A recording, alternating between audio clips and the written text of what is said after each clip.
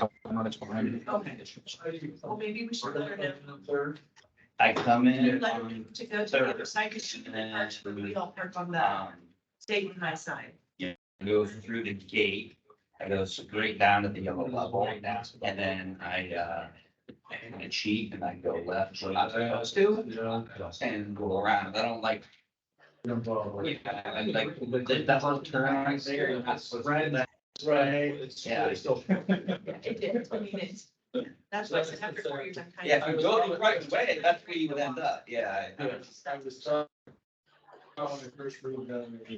So I just learned that one. His, I didn't get a speaker. It's the easiest way if you don't break the rule. Yeah. Oh, yeah. Oh, yeah. Yeah, anything. Although my only comment this morning is that thankfully I wanted to be on the liquor control commission. That was like one of my. What do you think? So, Hey, makes sense to me. All right. Talk to Ron Brian. He's on it. Like this. Was that why he was here today? yeah. He's showing me that. Lady, Rosie, child, Oh, yeah. just graduated from So, Miami. I'm going through all this paperwork with her. She just like busts out laughing. And I'm like, you okay? She goes, yeah, I don't know what any of this stuff means. She goes, I still live with my parents. It's my first job. It was hilarious. That's awesome. She had no clue. I go, you want to bring these home and go? She goes, yeah, I'm gonna have my dad do it. That'll work. And she's like this big. Yeah. It looks like a kid. Yeah. It was hilarious. She had She's no a clue. long term for Losi. Oh, the whole year. Whole year. They're gonna eat her up and spit her out. Awesome. I'll let you know. I'll let you know. That goes. Get every sear cider and pink flamingo, anything more that I've got, because when I got 3 weeks, it's over. get out.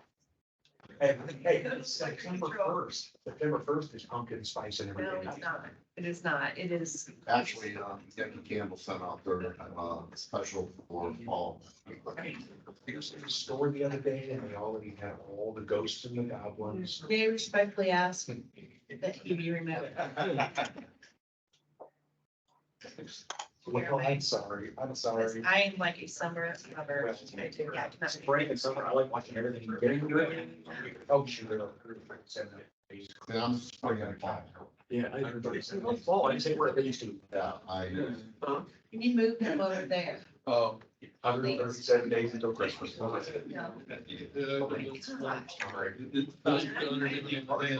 She's doing good. Her foot's almost healed. She's been in physical therapy for a couple of months. So she's doing, she couldn't do any jumps through her condition. She's been there for like 5 years. It's not like they don't know what she can and can't do. Well, apparently I'm stuck with her here because my request was denied. It just is random, auto generated. It's funny, my first was assigned.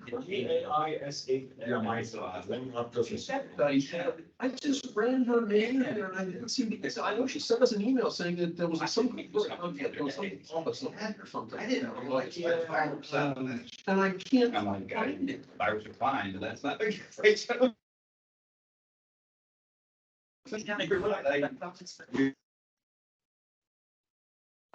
I thought it used to be that she left. So. Yeah,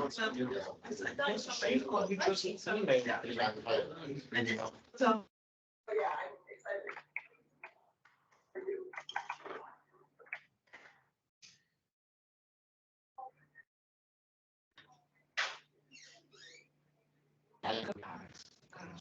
You just got back from vacation. Boston, so I stuff really bad. Where'd you go? Boston. Oh, I like those at home. Yeah.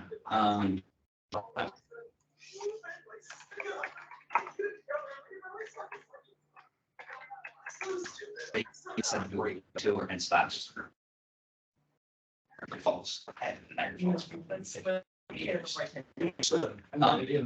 it's the Canadians. We did study that, so they've never been there when they made the list on the back, so you gotta do that. Like he was voice commercial. This is Sunday night, place is packed. Unbelievably so. I can't even imagine it's like on a weekend. But anyway, you mentioned that overnight. I was shocked at how much hotel prices are there. Star. But I paid $100 extra to get a view one. Yeah. And it's really worth it. I know, It's really crazy. cool. So I told the kids when we got there, I'm like, why do we need, like, good morning, bars in, the lights are gonna come on, the fireworks are ready. We have to go on around.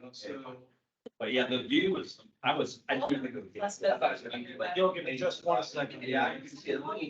But for this, that's my situation, about where to go and how to get down here. Well, I went loops on the upper left side line so you could sneak in on the, I was. once I got there, I did break the rules and ended the reserve section to get to the elevator. I don't know if anybody else did. Oh, I did not. Right, no, I went to the blue and went down to, no, but that's a good, good. So.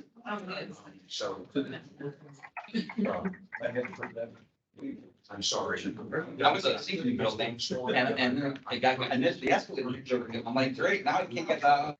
So I'm like, how am I gonna explore this? But like, there's a little, girls elevator or whatever you take. And I have to be there to sign the. I'm on for this. So we have everybody that's gonna be here. I don't know what the. I believe so, yes. I didn't know it's a. I'm always just in time delivery wherever I'm going to, so I didn't do a margin for it. Speaking of delivery, what's your? Yeah, yeah. Sidekick? I'm gonna need to share with the meeting, it should be efficient. By the way, I recorded meetings minutes for our ministry for the first time ever independently. Whoever is doing this, that's you. God bless you. Because I was up in the middle of the night Okay. transposing audio recordings and breaking up deciding. And I thought everyone should speak less than me. I've arrived at that this lesson. Hold on. Once you stop. That's why you have to take the private sector, because it's like, it takes. Just put, you know, the lead, the board of executive, presented financials, a discussion, a lively discussion ensued. Yeah. That's A good time to spend my off. You can just extrapolate the agenda, like read the agenda, insert any action items. Yeah, that pretty much is what you're. Well, fortunately, we have US court reporters. I'm on the board, I just, but this was discussed, discussion was had. So I'm not about throwing lively or discussion becomes conversation. Questions were asked and answered. I mean, you can mix it up a little bit.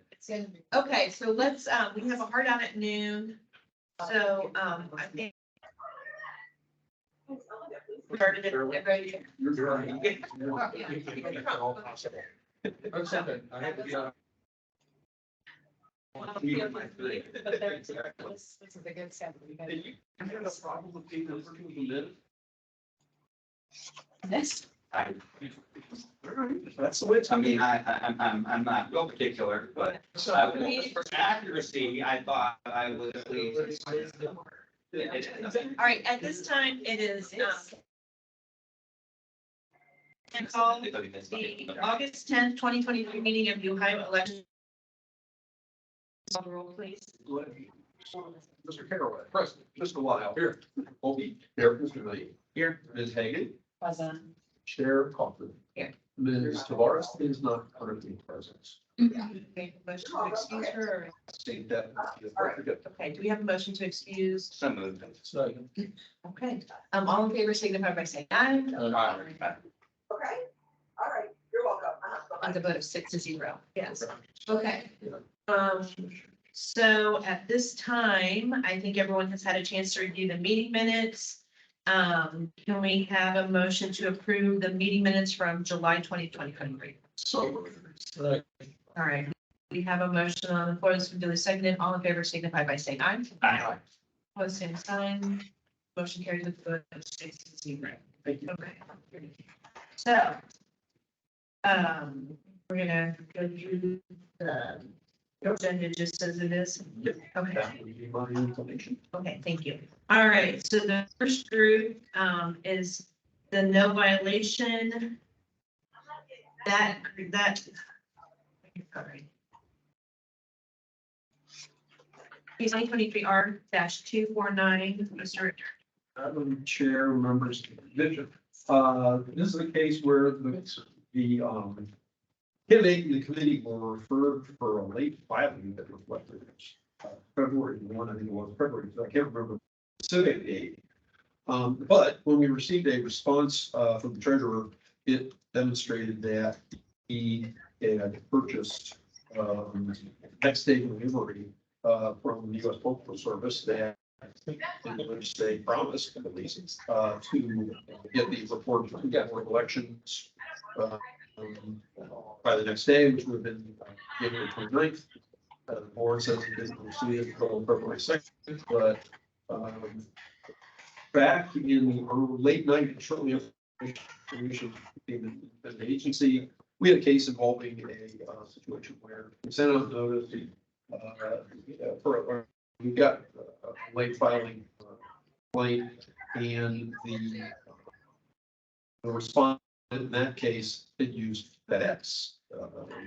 They showed their receipt for using FedEx service and promised next day delivery. Hi, I did. How are you doing? Indicated that if a directed me, I guess I should say, that if a respondent used an overnight delivery service, paid for that service, and then the overnight delivery service somehow not meet its requirements, whatever the case may be, that it wasn't picked up in that particular case, or something was not properly submitted, that we would find no violation. So my long-winded explanation, that's why I'm recommending no violation. In this case, the respondent demonstrated that they paid for a next day delivery service that was not completed.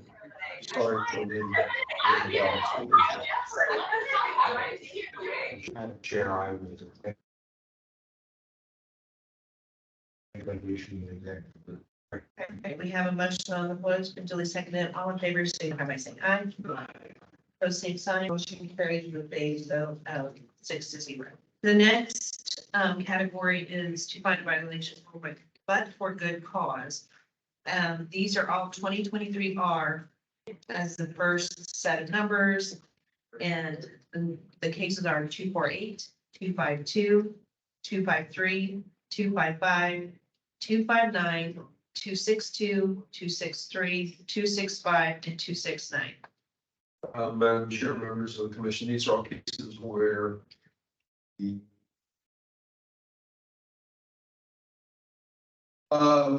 respondent filed their report within about a week or 10 days of the due date, but they were referred for late filing. A response was submitted to the commission, giving an explanation as to why the report was not timely filed. And so my recommendation is find violation of good cause. It's not opposed to final report matter for the prosecution. I'll be glad to answer the questions of the commission. All right, can I take a time out for 1 minute? Which one am I supposed to be using? In that case, I need to add 2023R-257 in with those good cause cases. So, do we have a motion? Second. A motion on the floor, it's been duly seconded. All in favor, signify by saying aye. Opposed, same sign. Motion carries with a vote of 6. The next case is the $50 fine category. Those are 2023R-243, 2023R-247, and 2023R-267. Chair, members of the commission, to these cases, I was double checking on 67, as the one to bear with me for a second, are circumstances where the report was filed within a day or two of the due date for for submitting reports. In one case, a response was submitted, in another, no response was submitted, but it was only 1 day late. Case number 247, back to that initially, is a situation where there were prior violations, but they were all back in the 2006 to 2010 range. Other cases didn't have a prior violation. And so The report was filed, the reports were filed, this one though was for exceeding cash contributions. The respondent did, submit an explanation, 247, like I said, it's a little different from the others. But I felt like that a, fine amount was appropriate on, the facts of that case as well. So that's my basic recommendation on all these matters. I'm going to answer any other questions the commission may have. Any questions, not questions, Mr. Richter? Hearing none, do we have a motion? All right, we have a second. Motion is really seconded. Oh, Lord. So all in favor, signify by saying aye. Aye. All right, the next category is the $100 fine category. These are cases 2023R-242 and 2023R-250. These are matters where there was a prior case.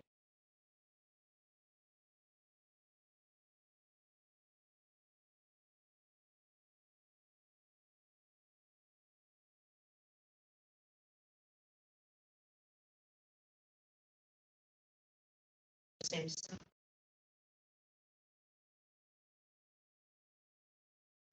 The next category, the recommendation is to consolidate 2023R-244 with case number 2020. Find a violation and impose a $100 fine. Mr. Richter. I'll give an explanation for the next two cases. We'll take them separately certainly, but, these are situations where there are prior pending cases. There at least one, there is a prior pending case in each situation. The commission has previously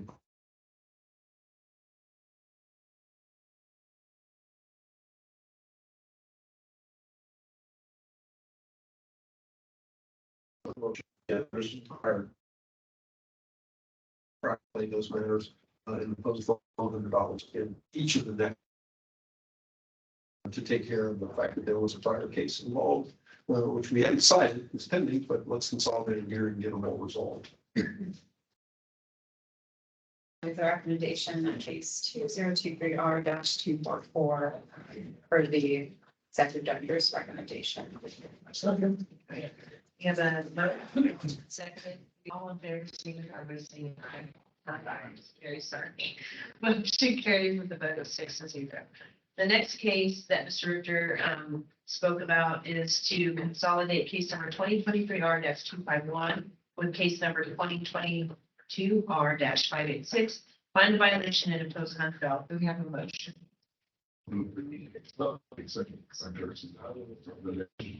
Okay, all right, so we have a motion on the floor that's been to a seconded, all in favor, signify by saying aye. Madam Chair, Okay.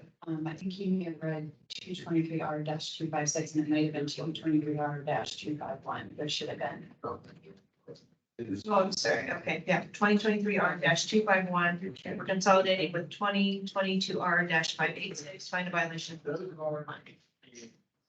You just recommend the same. This is what, Oh, sorry, you might have. 251. 251, Oh, 251, okay, we're good. So Sorry. it's all. Got it. yeah, Okay. 586. 22 are. Oh, sorry, I just heard the 6 again and I was looking at, I apologize. Getting all out of sorts. Okay. Like that, or- Well, that's. You don't have your daughter with you. That should keeps me alert. Do we have a motion for? Yes, the- we had a motion and a second. All right, all in favor, signify by saying aye. Aye. Opposed, same sign. Sorry. Oh, my God. You'll be fine. Motion carries with a vote of 6-0. It's not you. We're It's all, not you, it's crazy. Wait, It's it's not not, me. it's not you. It's not you. It's not me, it's me. Okay, well, okay, I mean, okay, I'm with sleep deprivation too, so I mean, the fact that I'm here in the live is quite a testament. So the next category is a $250 fine category. That is 2023R-256 and 2023R-268. So 2023R-256, 2023R-268. Mr. Richter. Gladly, Madam Chair. These are both cases where there are prior violations. The last time these individuals before the commission, we found a violation of both the $100 fine.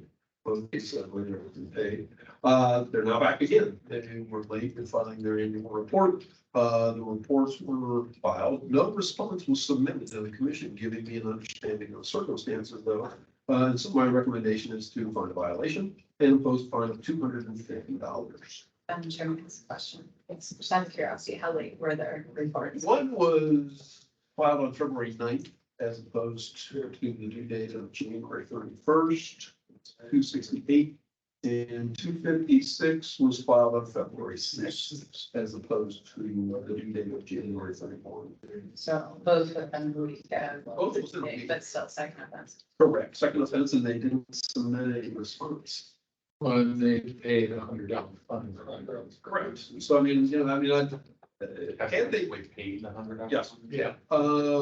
and had they submitted a response, I wouldn't be recommending what I'm recommending, but without any kind of an explanation, I'm recommending what I'm recommending.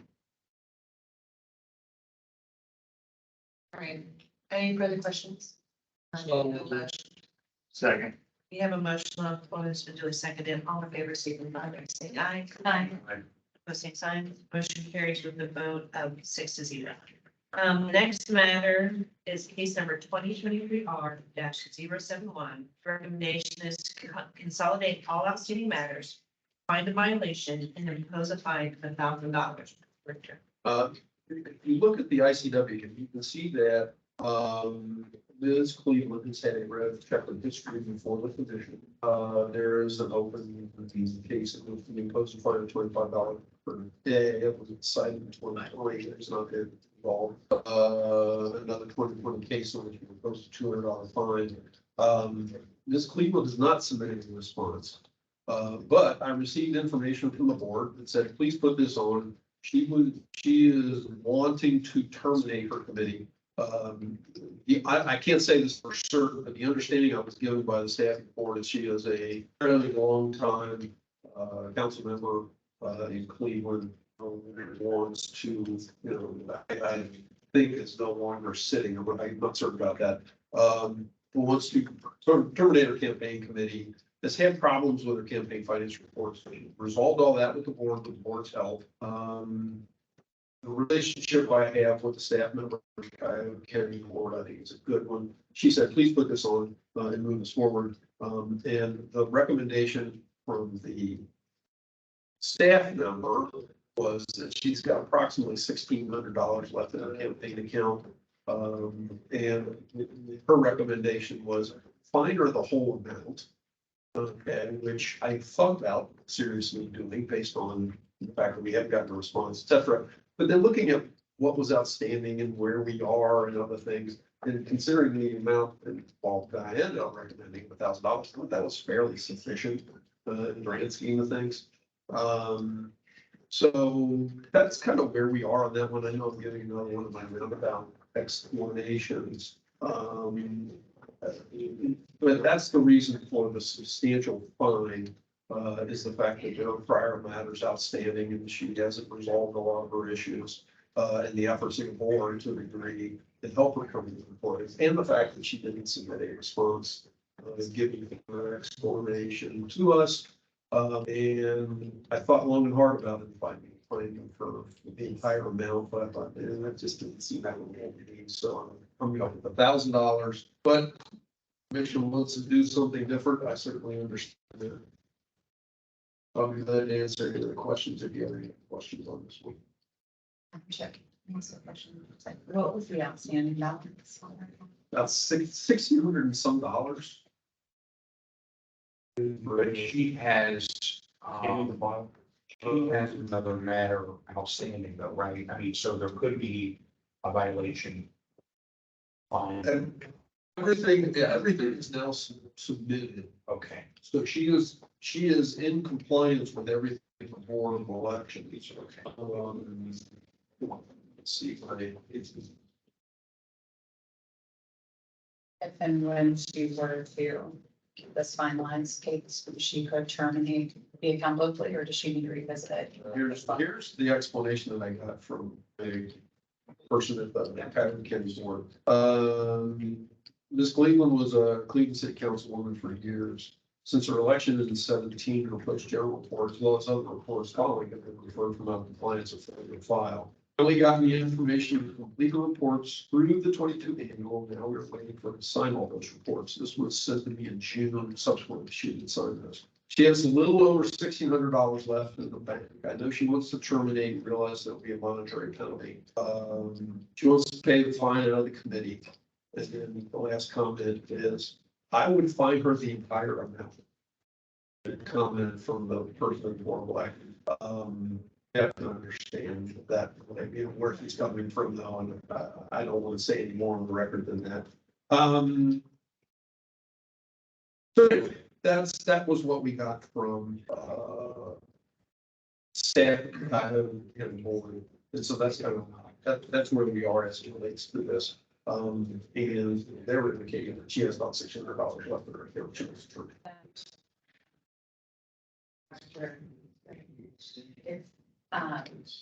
If she has 1,600 and she wants to close the account, but she doesn't have any outstanding fees or invoices that she needs to pay, would it be a service to her to make it 1,600 so that into the balance that she could close the account? It could, I mean, you know, it could, but she has an ability to make either other contributions to other candidates or charitable contributions as well with the remainder of the funds that are there. And so, like I said, I before making this recommendation, I thought long and hard about, you know, I actually thought long and hard about just doing $1,500, not, you know, not 1,600. So I just finally decided that about 1,000 was probably a bit more equitable based on all the circumstances, which I didn't promise. So I have a question.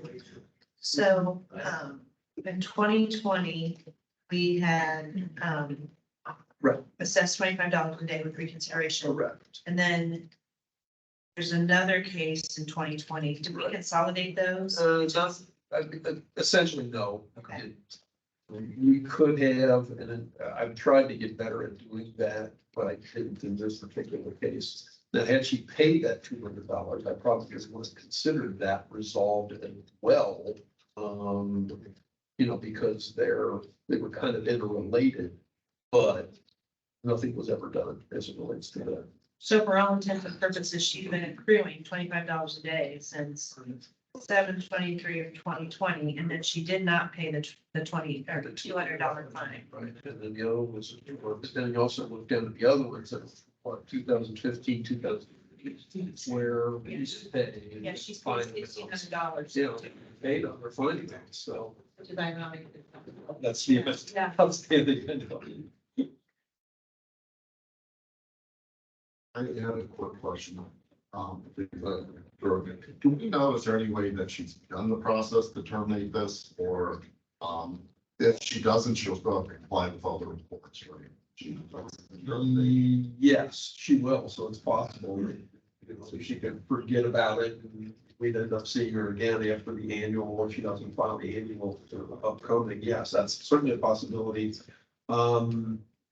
Based on what the nature of the back and forth email and conversations I've had with staff at the board, I'm assuming though that once this gets resolved and she pays to us, whatever, let's find out, certainly suggestion of some sort of fine, just ignore that she'll enter something, sort of a committee that she's got between now and, you know, 31, do that before, and she could do it like 7/31, then meet the file. Not even wait until the filing deadline, you know, once she gets to a zero balance, you know, once she the balance, which I think you have to know to terminate, doesn't have to wait for the filing deadline day. But knowing how things go, particularly in Cuyahoga County, it's realistic that we might be seeing her again here about this, maybe a little bit earlier this year if she doesn't file the annual. So if we would find her the $1,600, we could declare the maybe terminated today. I am so sorry, y'all. So we could, is that a possibility or no? We could, but generally we have tended to do that when they're in a negative balance situation and they can't bring themselves back into compliance. In this particular case where she has money, she's worked it out with the board so that they presumably know where she is and are confident in the amount that she has, I wouldn't be inclined to say, let's do that, only because then give her the chance to do whatever she wants to do with the remaining funds, then file a termination report, and I would think that the board will work with her, staff and the board will work with her, and get it all done. That's my bill. And it also, you're saying that she wants to close that account through the board, but not directly from the account holder themselves. Of course, apparently she never responded, Right. so it'd be. Yep. Okay. Yep. Have we gotten service? On, it's pretty common. I mean, I mean, I guess the answer is she knows this is coming up. Let's put it that way. Yes. There's continuance notice that we mailed out. We didn't get it back.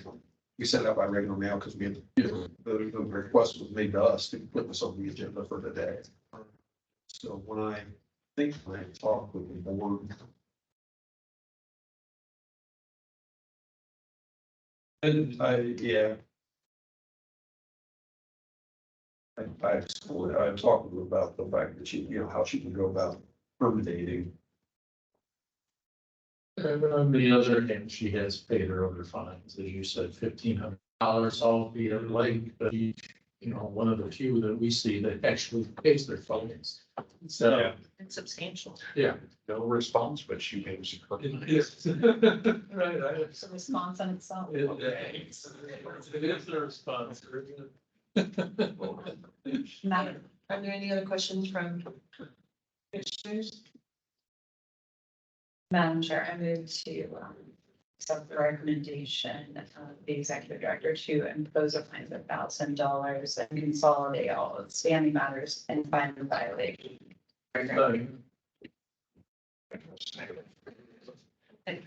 So we have a motion on the floor that's been duly seconded. All in favor, signify by saying aye. Post same signs. Motion carries with a vote of 6-0. The next two cases are fine violation and impose a fine of $25 a day with reconsideration option. They are case number 2023R-238 and case number 2023R-245. Chair, members of the commission, the situations where the respondent is before the commission for the first time, the reports have not yet been filed. And so my recommendation is to find a violation and impose fine. Earning fine $25 per day would give the respondents the opportunity to have the matter reconsidered should they file the reports and reach out to the commission requesting consideration. Any questions from commissioners? Second. All right, we have a motion on the floor that's been duly seconded. All in favor, signify by saying aye. Post same sign. The motion carries with a vote of 6-0. The next group will continue for service, and I will read those into the minutes. They all begin with 2023R. So we have 237, 239, 240, 241, 246, 254, 258, 260, 261, 264, and 266. Those are all continuing for service. All right. The next group are reconsiderations. The first two cases, 2020 R-142, 2022 R-396. It is recommended to reconsider both matters, vacate the previous impositions of the per diem fines, consolidate the cases, and impose a fine of $300. Chair, members of the commission. So we're the first instance, the referral was for failing to file, initially failing to file 2019 annual report. Then we subsequently received a referral that included both the 2020 annual, 2021 report, 2021 annual to subsequent years.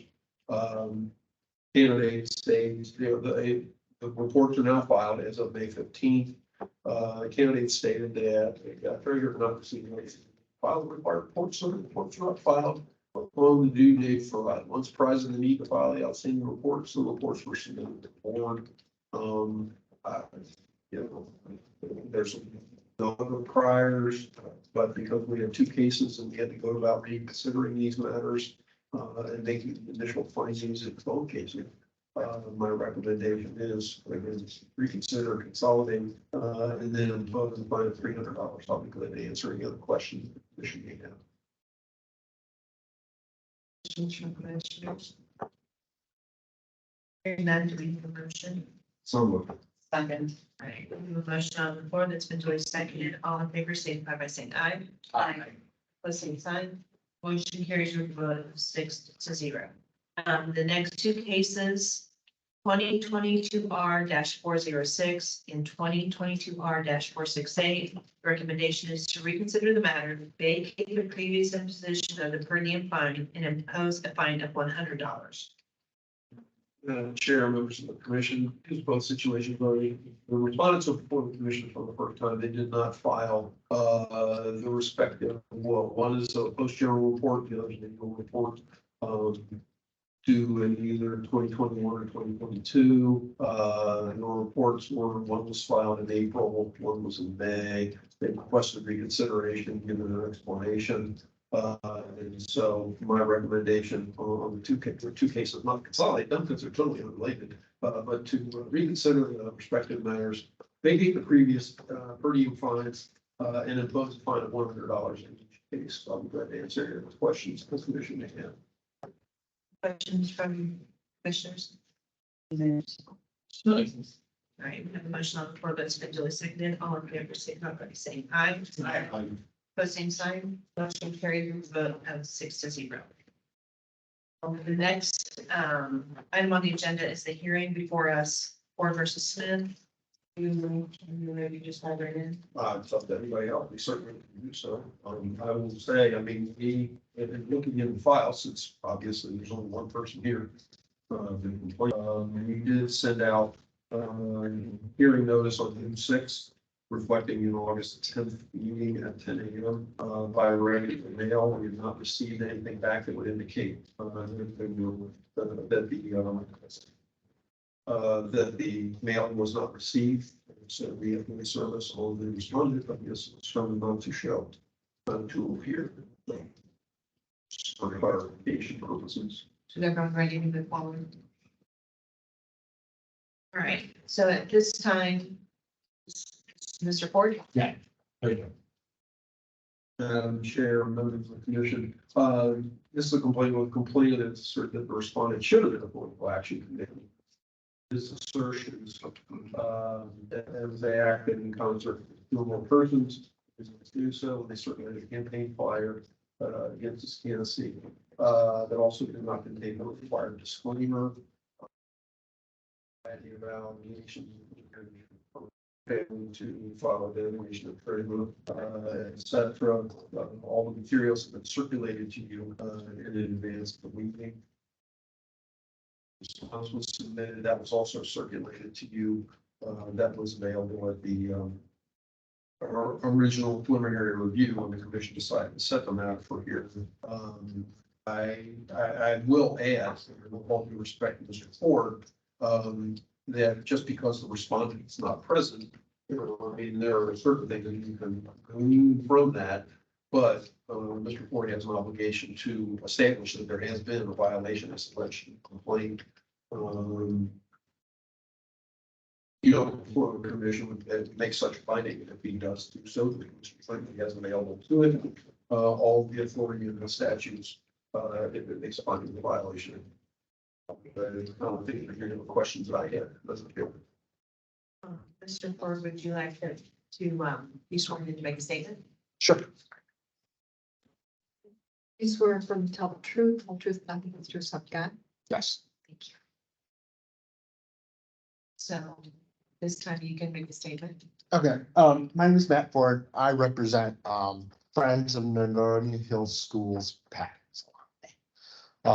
In November, we had a bond issue and a group formed to oppose the bond issue, which is fine. And Michael Smith became the leader of the bond issue. The opposition of it. Michael Smith formed a political action committee, and we feel he should file with the Summit County Board of Elections as a political action committee.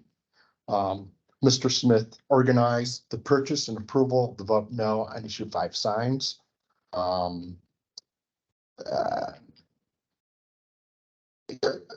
So Mr. Smith puts everything online. So we just gleaned everything from his Facebook page. So during that, he organized the approval, he solicited funds for said signs. Michael Smith also, okay. Sorry. Not very good at speaking in public, to tell you the truth. I'm just a dumb grunt, you know.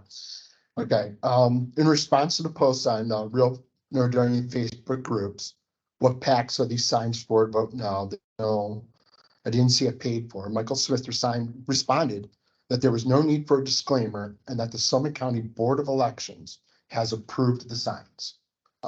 He states that levies and bonds aren't political, no matter what Facebook experts say. It's already been cleared by the BOE, and I want to see them reply when you report it.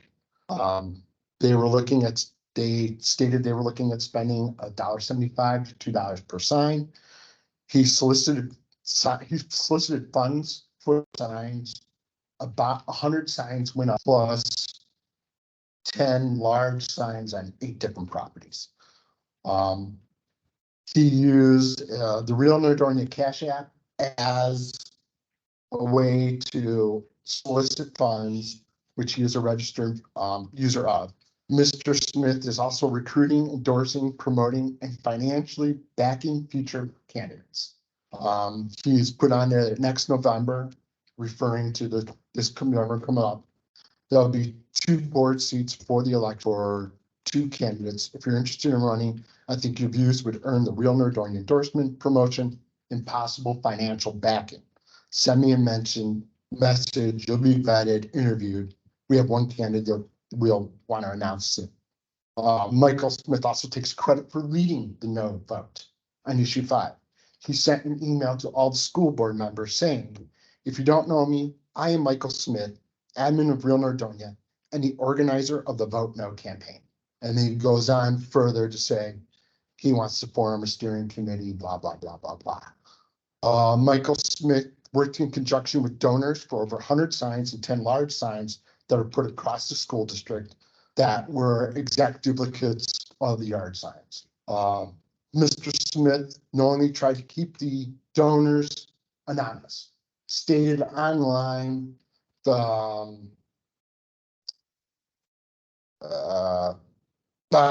stated online that he wanted the donor didn't want his name public. He wanted to keep anonymous in violation of the law. And he failed to put disclosures on all the signs. Signs went up. And we feel the public deserves to know who financed the program, and Michael Smith's PAC has an obligation to disclose contributions and money spent on the campaign. Mr. Smith formed a political action committee with 2 or more people to influence the election, and he failed to file as a political committee and disclose all funds accepted, all money spent, all donors, and if Mr. Smith was compensated in any way for his involvement in the PAC. So we are looking for him to file as a PAC retroactively for last November's election and any fines that may be associated with that. And I have the statement and prints of everything I said. I can back up with what he said online in his Facebook page, which honestly I don't think you've been denied anyways. Any questions? For a couple of the exhibits that you had emailed out, Mr. Richter, do you remember the image where the lady talks about being online? I'm trying to read on my phone. Yeah, that's the complaint.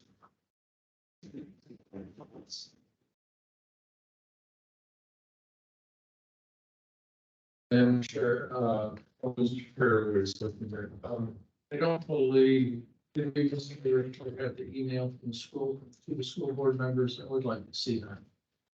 Yeah, that, And it was just what was in the file, right, you had. okay, So, you know, I just like. anything else email, there's then the condition. Right. Anything else we need to be presented to the commission, markets and everything included in the file. Do you want just whatever I had backing up what I said? I just want to say the email personal. I don't know what other things are. We have everything by email. I for you. Thanks. So, yeah. And our, So, thank you. First, we were never in the place.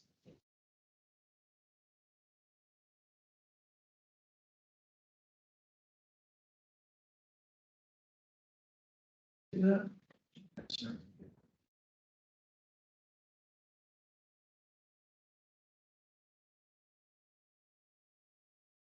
So is that the only new? No, no, it's not, but I can, I give you a statement and any other figures you want. I'm sorry. Because in the statement, I also refer to figures in there, so if you wanna, His exhibits were marked as figures 4 or 5, and the sign itself is figure 4, is what he's saying. Correct. correct. So Yes, sir. when. Arguing about, you talk about the Summit County Board of Elections. Right. And that the respondent had said that things were approved by Summit County Board. Correct. Is that any of this to the packet? I was trying to read it on my phone as well. Have that anywhere in writing? Yeah. She, posted it online on he runs a Facebook group called the Real Nerdonia, and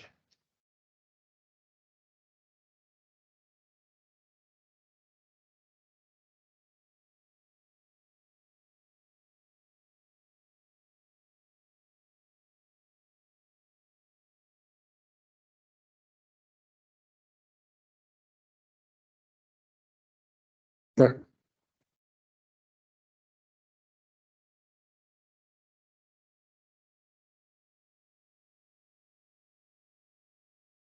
And if I may make a comment about that. I've dealt with the Cuyahoga County Board of Elections and the Summit County Board of Elections on multiple occasions. In my dealings with them, I never get a yes or no answer. I've always gotten caveats and been told back up anything you do with paperwork. I would find it surprising if someone down at the Board of Elections just said, yeah, you could do that.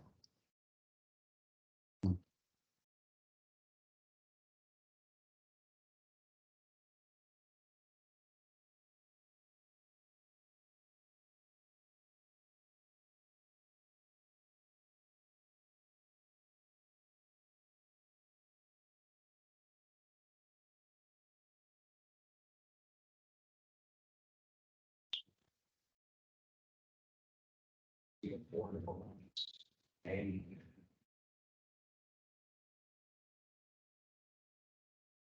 be referring and And the other thing too is you're going down to the BOE with your signs.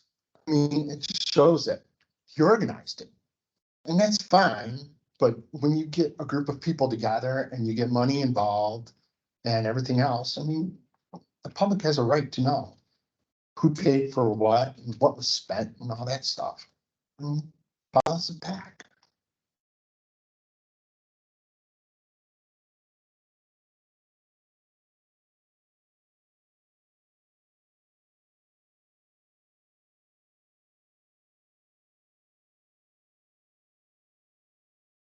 Chair, may I ask the executive director a question? And these on the additional exhibits that have been presented and just the in-person argument, do you have any additional guidance? I'm sorry, say that again. I apologize. Based on the exhibits that have been presented, in addition to what we already had again, some of the selection today, do you have any additional insight or is your position the same? Well, I'm. It's not, Yeah. here. I don't make recommendations to juries because the evidence is supposed to, you are each supposed to interpret, have your own interpretation of the evidence that's presented to us and then make a determination from that. And so, once it gets to the hearing level, I'm going to answer any questions you have. And I can, certainly clarify certain issues. As it relates to, what the statutory provisions are, have those kind of things potentially been met, I'd probably say yes.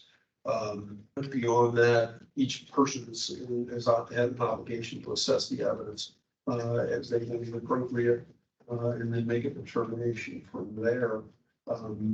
One thing I will add is, the statutes that we have in front of us, based on the complaint, but we have to work from, is a failure to essentially establish a PAC by filing a destination treasurer. And then the other provisions deal with independent expenditures on 3517.05. Technically, we don't have before us the statute that obligates PAC to include disclaimer on their campaign literature. And so, while it's could be asserted that were they to be affected, were there to be signed, identified with them, should have a disclaimer on it. That statute is not specifically before us to make a determination at this point.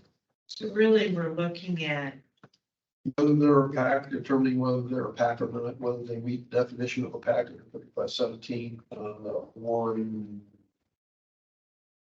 Whatever it is, I can't remember what the specific one.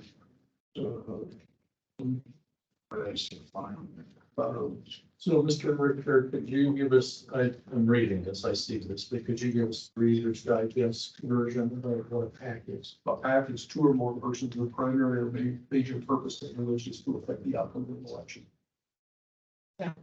well, in part two of what I was asking, and I apologize for my hesitancy, but so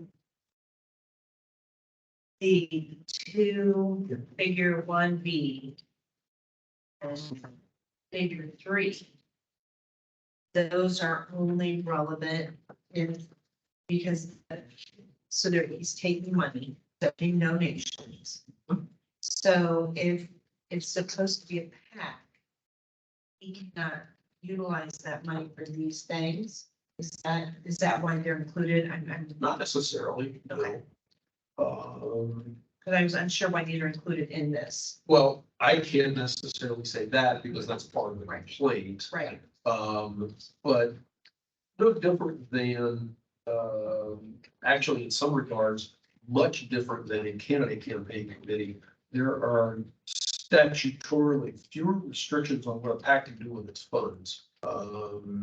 Certainly, I will express to you that I've had the commission issue, I should say, some advisory opinions over recent years in an effort to incorporate in our opinions additional potential restrictions that are applicable to candidate campaign committees to political action committees, so that you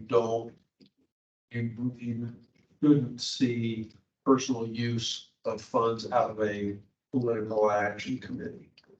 The way the statutes are written is a little questionable as to whether that's the case or not. And so using PAC funds to, let's say, the benefit of a food bank, I mean, that would fit for almost any potential obligation as potential country. So that necessarily is a problem. Use it for different things, but the expectation is that a political committee would use its funds for whatever issue it is or candidates, if it's a candidate pack, that they want to use the funds for. So this is not actually out of line. Not necessarily. So, Thinking that yeah, I wasn't very good at, defining what I was trying to point out. What I was trying to point out was that he, a personal account to receive funds for the PAC. Whereas it states that a PAC has to establish its own bank account. So he was using, Cash App, cashes and uses for other things to fund, drive money through. And just for clarification purposes, 351701C8, the definition of a political action committee means a combination of two or more persons, primary or major purpose of which is to support or oppose any candidate, political party, or issue, or to influence the result of any election through express advocacy, and that is not a political party, a campaign committee, a political contributing entity, or a legislative campaign fund. And there are certain things in a political action, not primarily a political or a continuing association. And I'm sure the question is, it's a good, and apologies, this is gonna sound stupid, but,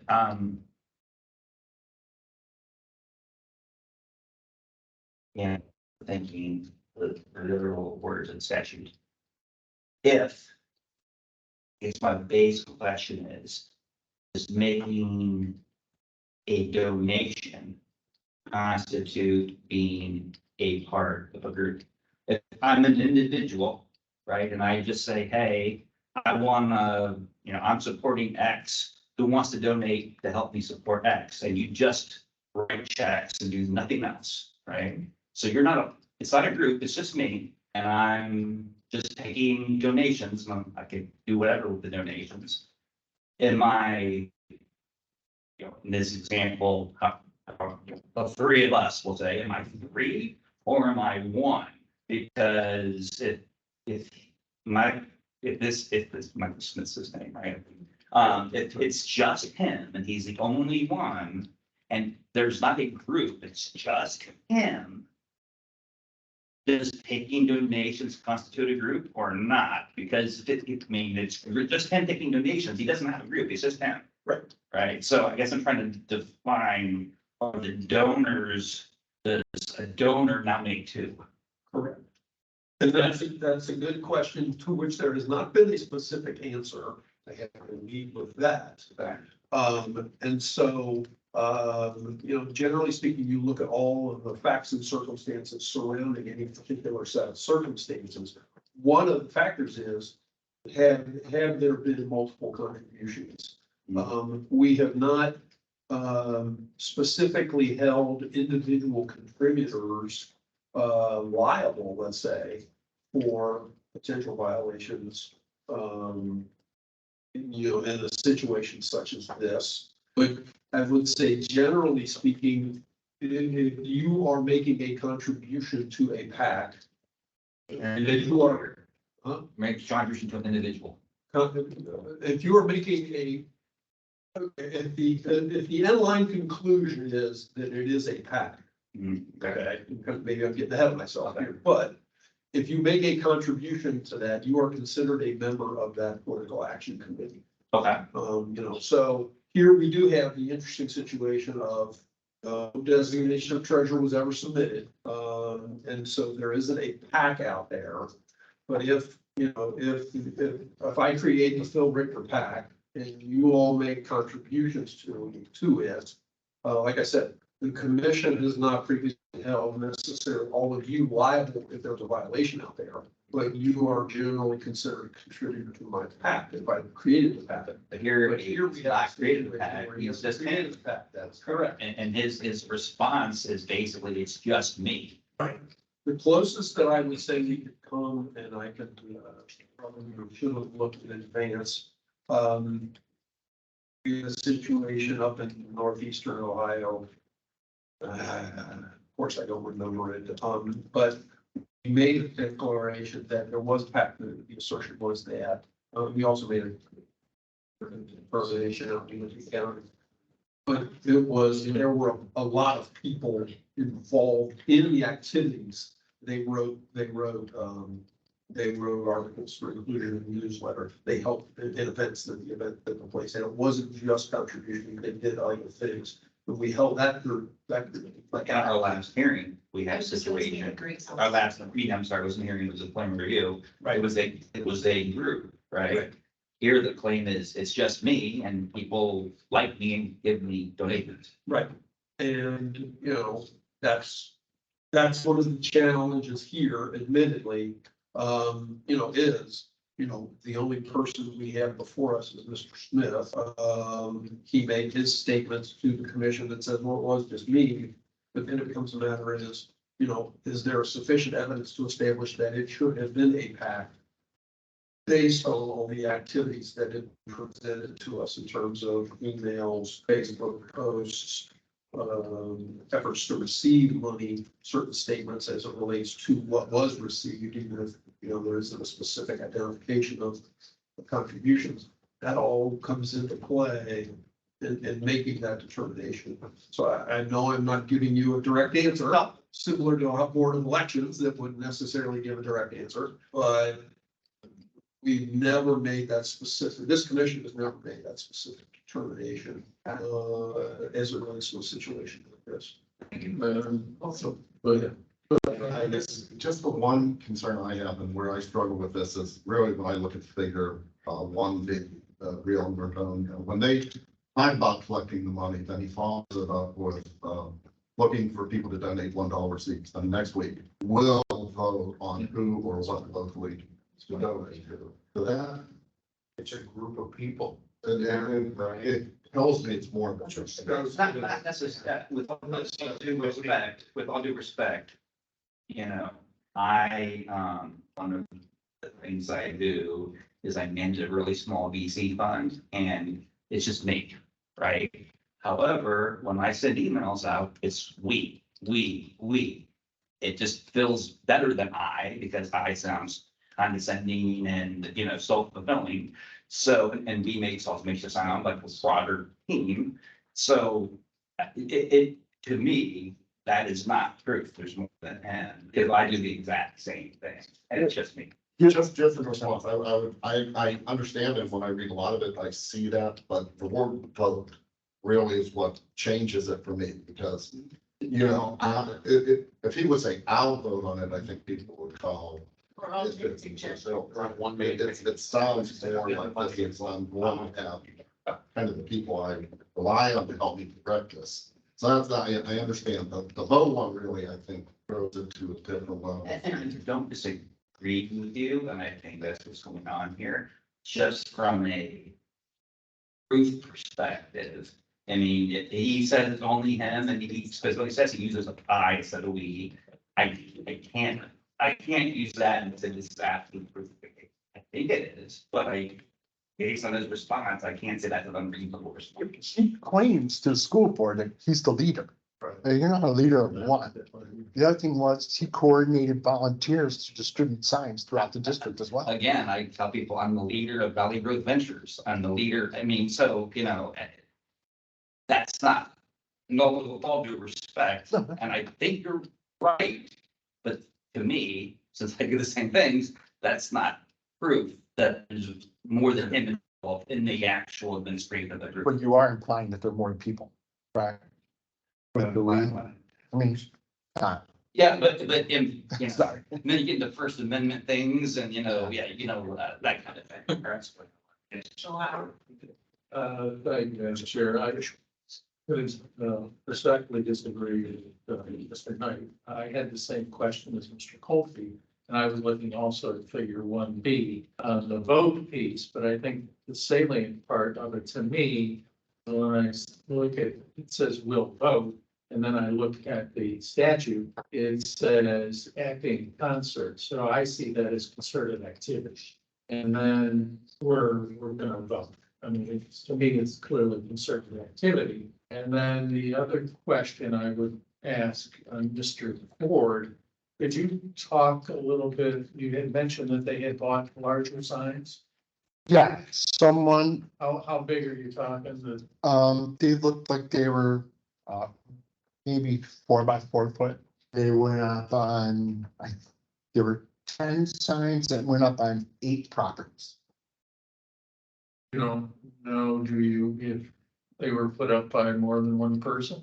I do not know, no one disclosed it. I will say that 7 of the properties were owned by the same person. Fair enough. I have a question about the actual finances here. So there are obviously requests for finances, but is there any proof that finances were gained? Because now I'm hearing 7 on a property owned by one. Is it the individual who runs this PAC who owns all 7 of those properties? And did they just shell out 2,500 to cover the cost of this, or did they get 2,500 people to give $1? I think that makes a difference in assessing the case, and I don't know the answer to it, just, Even there's been past president, well, I'm getting ahead of myself. I'm not a legal guy. In the past, let's go with that. In the past, other PACs have formed to oppose levies that consisted of 2 people. One person who did the writing and sending things, and the other person who financed, of all things, just an ad in the paper. So, it's 2 or more people. He claims to be the leader, even if he didn't finance it. Someone else financed it. That's 2 people. So I still feel, and we don't know, because he never filed a packet. This was very telling to me too, and I'm with you because I thought that the whole time I was reading through everything, that this might just be a guy saying, hey, I'm gonna do all this, and if you can pitch in, that's great, but if not, I'm still gonna do it. But then in this email that we didn't have until today, it does say that he's trying to put a steering committee together. That to me, I don't know, and honestly, it says, we're putting a steering committee together for the vote no. So that was most telling to me, and I think that not having had this before now. Yeah, absolutely.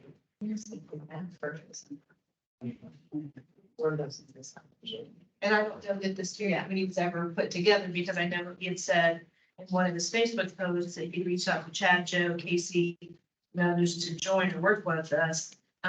No responses from any of them, so he may never have gotten anything put together, but that's the great, I think, for you. Yeah, I'm sure I have another question. So, Phil, when we decide this, what's the standard of proof we're using?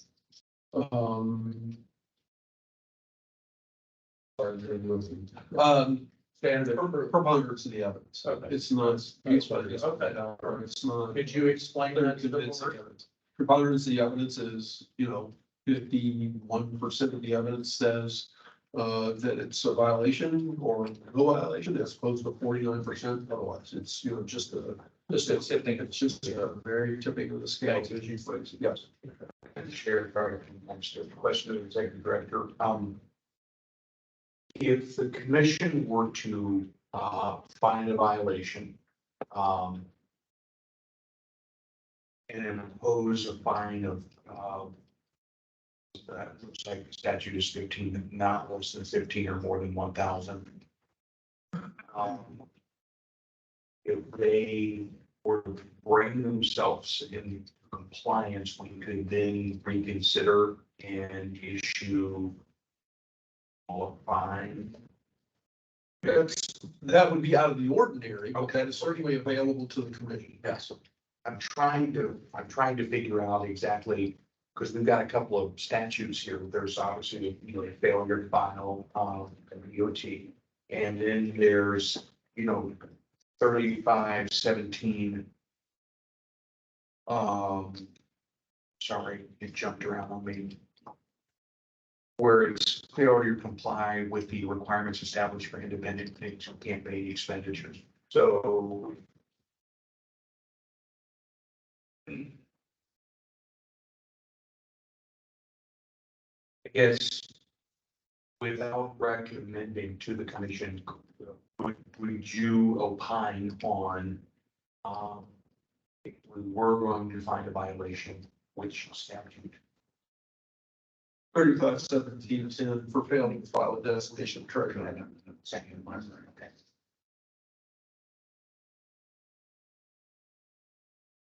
Well, Madam Chair, that's where I am with that right now. I do believe political activity is taking place.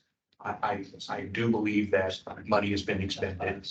I appreciate the response, from, the respondent, but it was, dismissive, to a degree of, well, I just won. And clearly, I believe we have evidence to the contrary. That has been presented by the complainant. So I'm sure that's where I'm at. It's just a violation. Thank you. And that's a good point. So would it be that they did identify themselves as a PAC, that would be designated treasurer, and then without having, Without establishing themselves as a pack. Correct. What was confusing. It's like, okay, which one? which one do we go with? And that's the reason why I asked Mr. Richter to kind of give us a little guidance on which one. I think that, well, obviously there are two. They didn't identify themselves as a PAC, and they did, and they accepted money without having, right, treasurer. Okay. And again, I'm a dumb grunt who receives trucks, food warehouse, so wasn't sure what to put down, but. Yeah. I feel stagnant all weeks, right? Almost Thursday. Any other questions or comments? I do have a question around the signs. So I understand it wasn't necessarily a part of the complaint, but is there some legal standard that prevents us from adding that on ourselves, definition as a violation? We have the ability to add something like that. Presumably it could have been done at the preliminary review stage, then the respondent would have sufficient notice of that being before us. Okay. It wasn't done then, didn't recommend it, but it is what it is. But because the respondent hasn't been given sufficient notice that matter is before us, it would be to me, it would be inappropriate for us to find a violation right now. I mean, we would presumably, we have the ability by our rules to add things as we see potential, but then we would need to send out subsequent To give us a notice chance to respond. and give them a chance to respond, and appear, and make an argument as it relates to that particular issue. We have no idea. He did not contact you or respond. I have not had any contact with him. So he didn't call to say he couldn't make the meeting. Correct. This motion. Correct. First one, so how much that's a treasure. No, it's from Mr. Smith. Okay. But in reference to, yeah, I read that. So in reference to today's meeting, you had no response. I have not had any conversation with the respondent in this matter. We know he was, And was sent by regular mail, and we did not get we did not get return mail back. And so, for our purposes, we have service, that set of circumstances.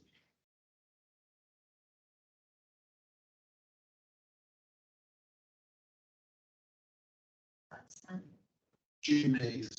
Is what I said. Yeah. Yeah, I forget about June sixth. You should set license, that's a delay, but. And, okay, there's ample time. So you may get it as a Christmas card. So, okay, so at this point, do we have any further questions of Mr. Ford? Okay, if I submit this for your records, the statement and any other figures that may have been involved. Use that in Mr. Hughes, and we can mark it as an exhibit. Thank you. Absolutely. we have other exhibits. One here. The others want to talk about one? Thank you. So do you want to review these before we? Or, don't you want those? For those additional ones that we haven't seen from the original complaint. Mr. Ford, Actually, there is one, it was dated for November 14th of 2022, where he states that he's looking to, financially back candidates in the future, oh, actually, or yeah, this coming November. There we have the ability to take matter under advisement or we dismiss today. We have a 30-day period in which, once the case is submitted, and when we're about that point where the case will be submitted, we do have an allowance for 30 days, up to 30 days for making a final determination. If the commission chooses to take that option.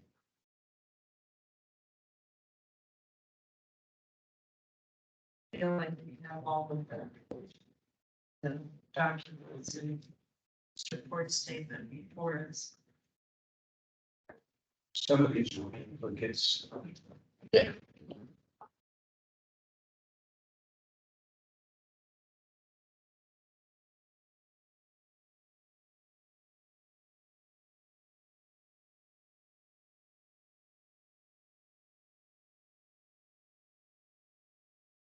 Mr. Bridger is fined for failure to,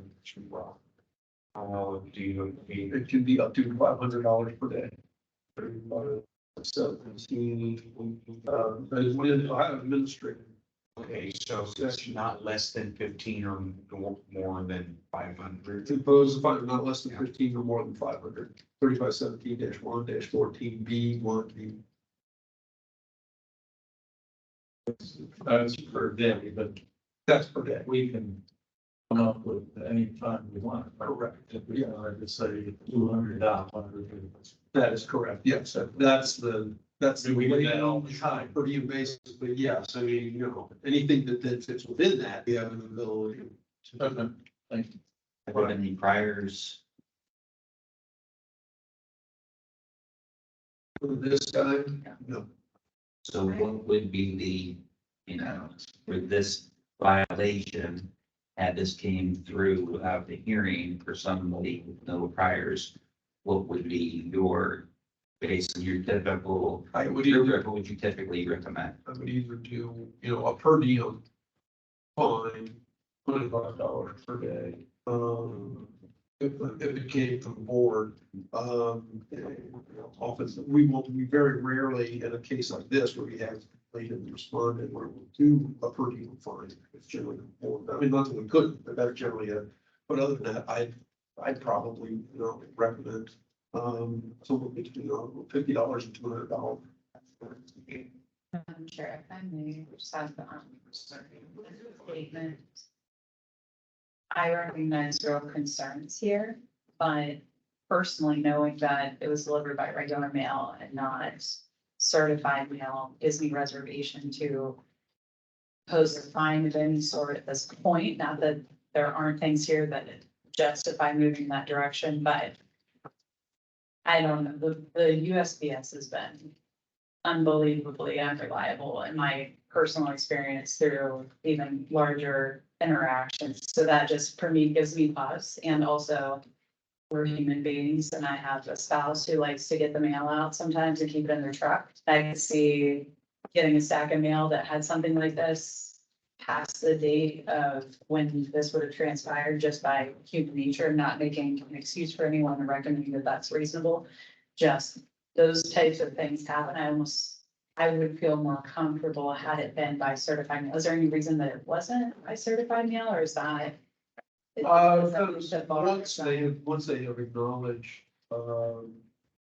they have gotten service, they've subjected themselves to our jurisdiction, in terms of filing the response, and we have email back and forth. Oh, so they have been made aware. I was under the impression they had no touch in response to this at all. He had So- No, he submitted a response Oh, okay. to us. He submitted a response to us And so our standard operating procedure then is, Right, you'll be notified of when. right. Yeah, it okay, is. I apologize, my misunderstanding. I respect what you're saying, but trust me, with having dealt regularly with mail service over the last, any number of years, I fully understand and respect what you're saying. That's how we have generally acted on matters that are pending before the commission once we reach this stage. And so there would be no way, so what you're saying, Mr. Richter, is if we did do a fine, and then, or they did not have service or, did not, know about the hearing today, but we could reconsider the matter. You said that was rare, right? It's rare, but, I mean, certainly if a sufficient showing is made to me, I can put it back. I have put other matters back before the commission, not necessarily under a situation like this, but that's certainly something that I would be willing to entertain if, if they make that kind of a request or a showing that, yeah, I did not receive sufficient. I did not receive a sufficient information or notice that the matter is before the commission. It seems odd that, someone, a matter is set for hearing in Columbus in which you are a respondent and you have acknowledged the complaint, you submitted a response, but then there's no not even any communication with you, letting you know that they couldn't be, which I know that we're very flexible with people on making and getting. We disagree with you, but certainly possible that that has occurred yet. I mean, I can't say it. Can't say it yet, or didn't. The response was submitted that we all have a copy of, but you made you kind of made a point earlier that is a bit flippant. So there are times when people, if they feel they're in the right, just stand their ground from where they're at. I think that maybe sometimes it is an issue of mail and, not very delightful day, but even sometimes I think people get frustrated.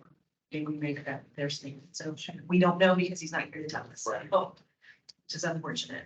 The original complaint, there's only a 5-day turnaround. He dated his complaint December 17th. They received it here December 22nd. So, and I know that's not conclusive, but I'm just saying, so you're looking at a 5-day turnaround.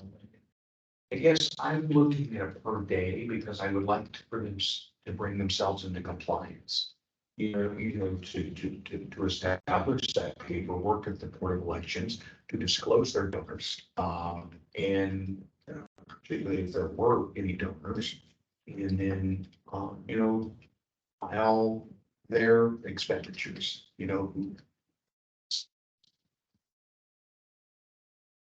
So correct me if I'm wrong, if we did it for per day, they could file, could go into compliance for the Board of Elections, and then we could reconsider.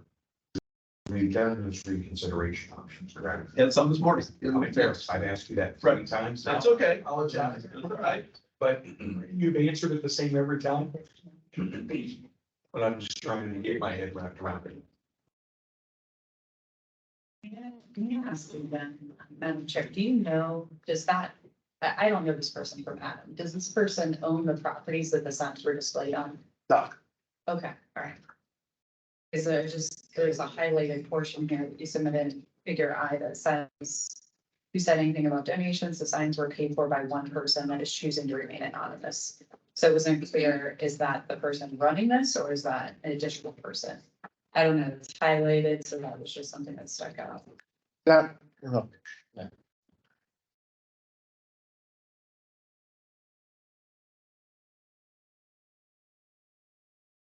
And Commissioner Wiles and Chief Reviewers.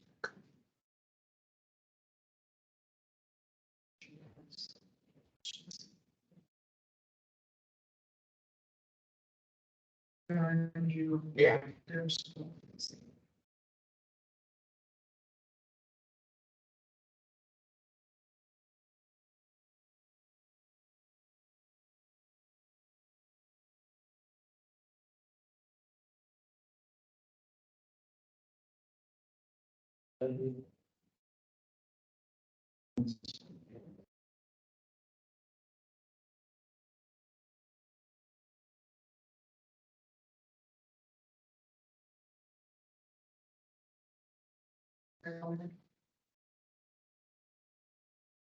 Everybody knows that.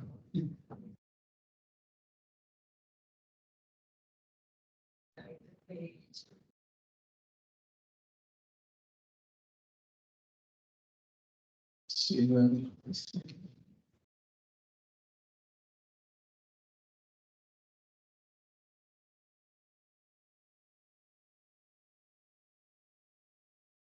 That's page.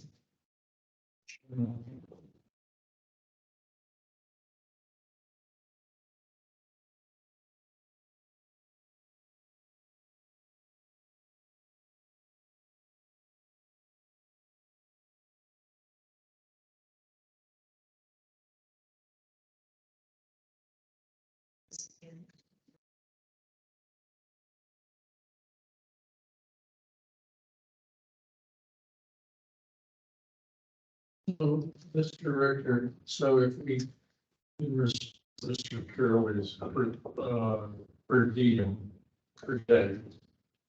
How far are we going back on this? I mean, what would be the trigger day? Well, we received this on October 27, 2022. And I mean,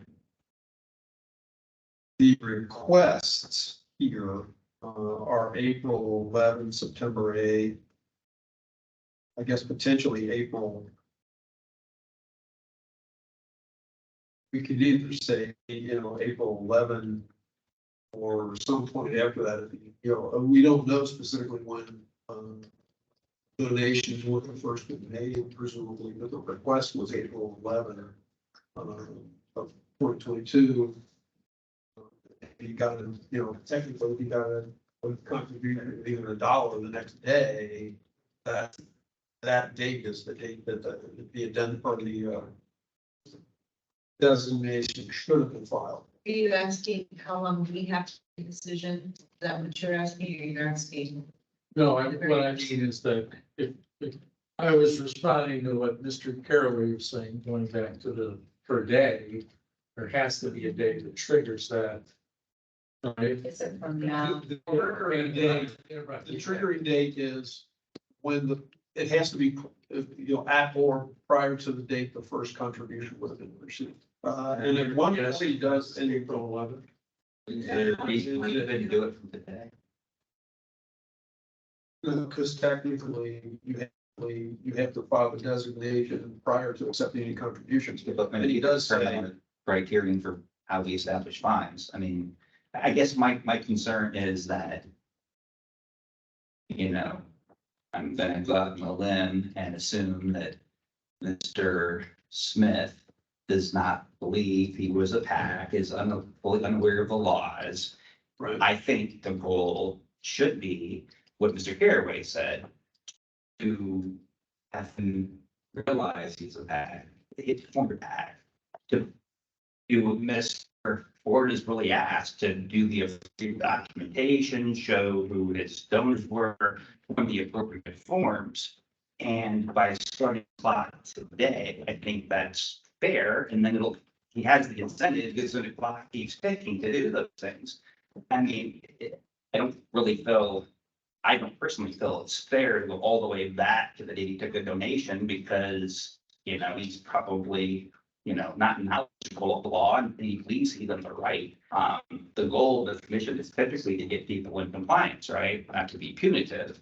If the goal is compliance, I would advocate for starting it now. And that will inform him, yes, we determine your PAC, and now you've got to start to get on your course and get this done, because the fines are going daily. I hear what you're saying, but it's, in looking back through the materials that have been submitted to us, it does in here say, almost $200. Currently, we're at a little over 30. Like you donate, you can cash app, et cetera, and talks about that, with regard to the Real Modonia, et cetera. There, he talks about having $30 on July 13th. Unsubmitted, but again, stat file the designation of treasurer.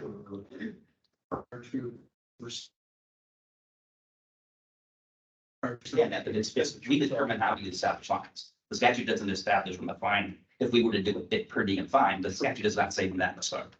True. Okay. That is correct, yes. And I will say that, that statement in there, how much money they have, contradicts what he says in his response to the complaint, where he said, "I really rallied the community without spending a dime, and that bothers Mr. Ford to this day." But yet he has money, but I think there's a lot of contradiction. It's just very confusing to kind of set it off.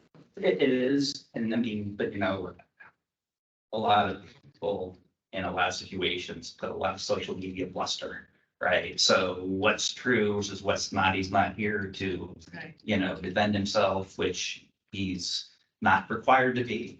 But this was in his response. That's where I was. Yeah, and that's what, since they're under oath. Yeah. I mean, Yeah.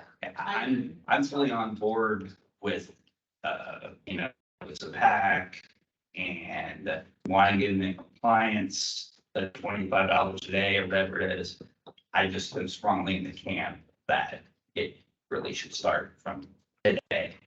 In ideal work would start from the time that he was informed that we found a pack, but we don't know when that would be exactly. So I would strongly advocate for starting today.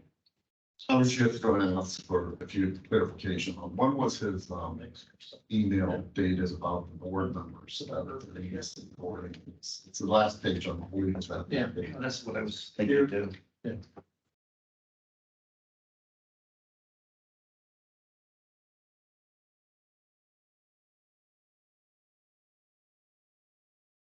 I think it's, one with the, This one?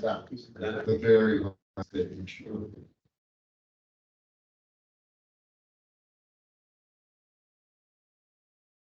And you're talking about the day the board of elections said supposedly indicated to him that they were okay. So what you're talking about? No, the date that when he said he was running candidates for Oh. the school board. Because he said that would imply that he knew he was a very.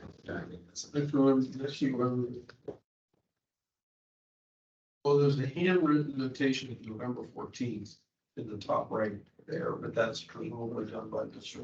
Yes, thank you. By Mr. Ford. Yeah, and I didn't know if there was a. I don't see any other indication or the date on the, you know, aside from that, on the materials itself.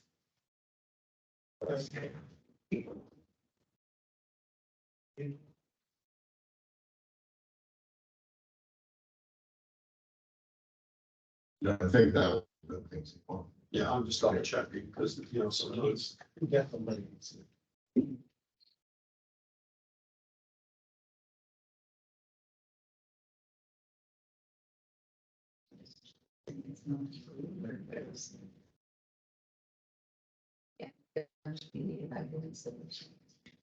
Right.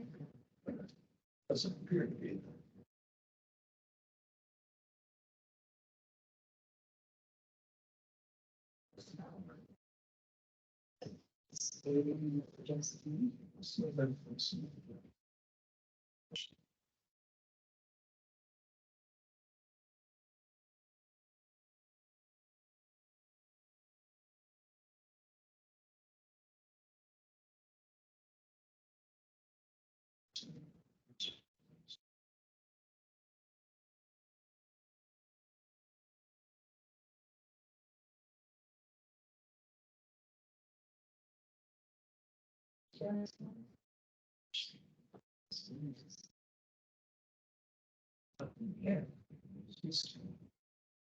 I don't see any other date reflected. Any specific date. There are other earlier, you don't talk about that, we have dates on them, but not related to what we're talking about here. I think, for the purposes of simplicity, I agree with Mr. Knight on when. Because would it be the date on the email? Would it be a date in which a BOE filing would have passed? Pre-primary, post general, annual, whatever. Considering the amounts of money that I've seen discussed and when the complaint was filed, presumably the only thing, and this was for a November 22 ballot issue, correct? Correct. Yeah, would have been the post general.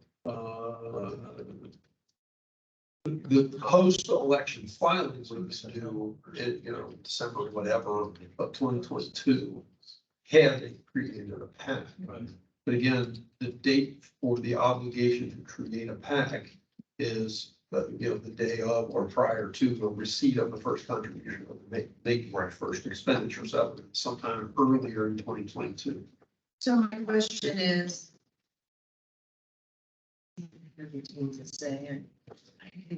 So my question is, so we see that he was taking donations for the food pantry and there was something else that was a charitable organization he was taking donations for. Looking to donate $1 each, and they can decide each month where to donate in the community. So I guess in April, was he collecting money for the vote no, or was he collecting money just because he's a good citizen? So that's where I think that's a little money. That yes, there's money that's there, but did he all of a sudden decide, hey, I'm gonna use it for signs? And then we have any money left over, we'll donate it to the food pantry because their stock is low. So I see, where it would be hard to exactly say that money was received in to go to the vote no. So that's the only thing I can say on that, so, yeah. Because it need to throw some more confusion into the mix, but I mean, that's where my mind goes, so. Madam Chair, there is a statement in here submitted that he spent $0, whether that's accurate or not. Yeah. Both things have been Someone done, spent, so. someone spent. Right, but Yeah, that's what I said, I'm merely rallying the community, so what are you rallying them for? So if you're rallying them, you're taking money, it's just a very, very muddy issue. And I finally found my old Corsi decision. In April of 2011, the commission made a determination and we issued the decision on June 9th of 2011 in the case of the Geauga County Board of Elections versus Edward Corsi and the Geauga Constitutional Council. And I wrote I can't remember pages, 8-page decision that I wrote on the commission's behalf. That was subsequently, I think it was, I can't remember whether it went all the way to the Supreme Court or just the appeals court. I think it went to the Supreme Court of Ohio, and our decision was upheld. And, all of the elements of the case were two or more persons, primary or major purpose, influence of the results of an election through express advocacy, all of them were included in there. And I mean, I could share it with everybody, I haven't, but the section that one section that I was looking at, concerned fundraising, essentially, as it relates to two or more persons, because there was about 2 pages of writing where I talked about all the various people that helped and did things and who was involved, etc. The penultimate paragraph of that section says there was much testimony that fundraisers were held by the Geauga Constitutional Council. Mr. Corsi indicated that it was expensive to hold these events because you had to reimburse the speakers at the events, that there were expenses for the room. Mr. Corsi also testified that he had to make special arrangements to cash some of the checks that were made out to GCC for some events, and that other events he instructed attendees to make their checks out to cash. While financial contributions are not a part of the definition of what creates a PAC, there was testimony that monies were received that promoted Geauga Constitutional Council's operations from numerous sources. Mr. Corson testified that he was required to open a new checking account so that he could cash checks that were received by the Geauga Constitutional Council. All of this is further indication that the Geauga Constitutional Council was comprised of 2 or more persons as required by Ohio law. So I read that section only because of, I mean, you all can assess how you want to determine what we have before us in this case. But in that case, we certainly looked at, and one of the elements of whether 2 or more persons to complete that portion of the statute, did comprise that element of creating it as a political action committee.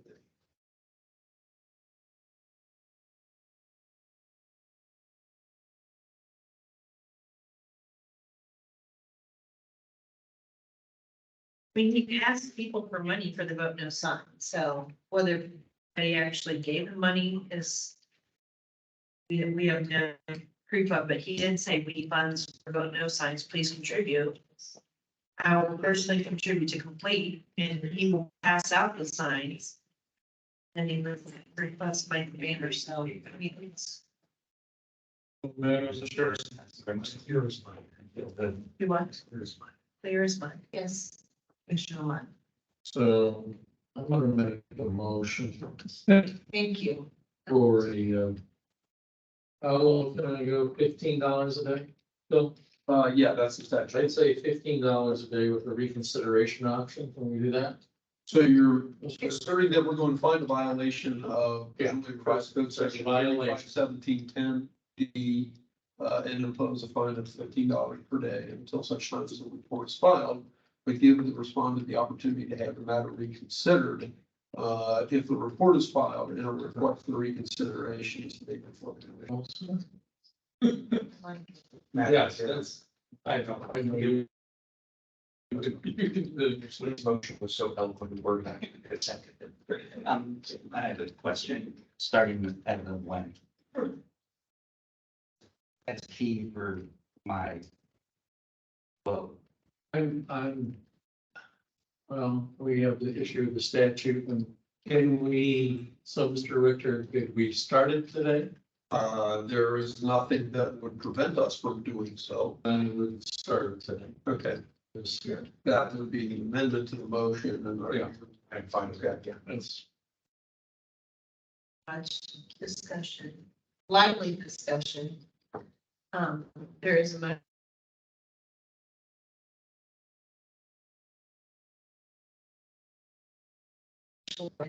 Very. I'm speaking for. Oh, no, thank you. Appreciate it. Several back. Thanks. Thanks for. Okay.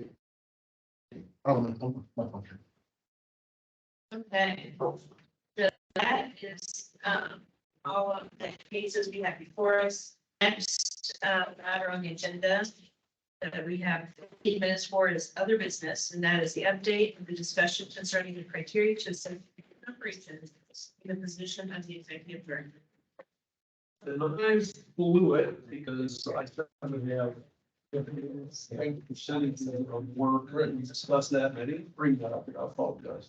But you saw my assessment of. Okay. We have a. And You got it. yeah. Mistaken. Yeah. Gavel or yeah. He did. And I have often said, at least, he asked as opposed to me.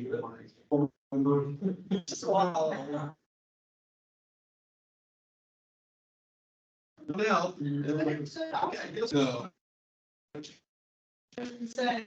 No. No. Sounds like the mouth. that was the problem. Bright colors. They'll always have very vibrant. Bill's probably dark suit, white shirt. They'll. the vibrant. Other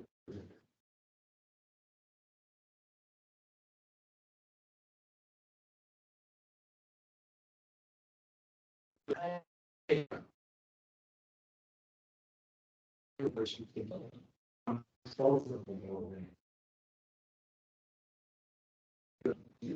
should have called a brief recess. Crazy. Reset. I'm sorry. So we understood.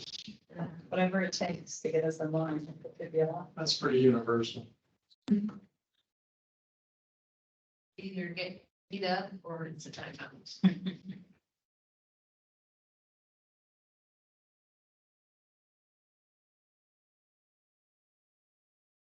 Yeah, I really do know. Yeah, I'm like, You must have a really sticky situation up there. well, just our ministry previously, we'd send out, end of year letters and get rich. Almost a year late, 8 months delayed. Yeah. Here. There's just- I've seen some weird stuff with those. These folks get to me what they reports.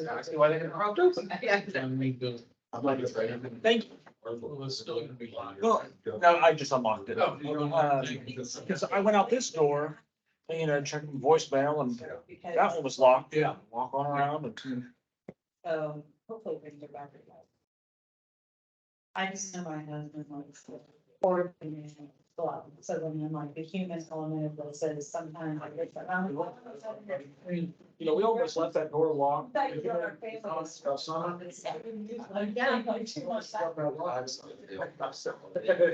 Okay, so we're gonna come back into session, so we can complete with the part out that we have at him. So 11:48, we're back to recess.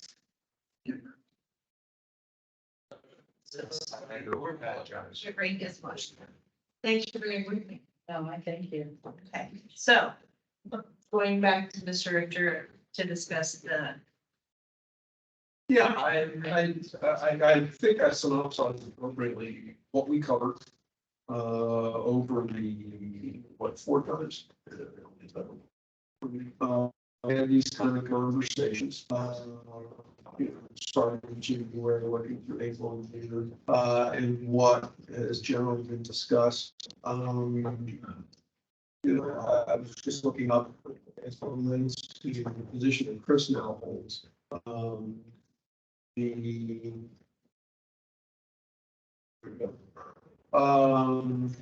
Talking about serving as lead worker, and doing a lot of working with, financial accounting systems. The back and forth with me that I identified it as contributing 52% of this time. And then 40% was the data entry, scheduling, dealing with those kind of aspects of the commission's work environment. And then 8% routine clerical, I have it listed as routine clerical and administrative functions as directed. And so that's the breakdown of Chris' positions. Just looking for either my personnel form that would be about 2005.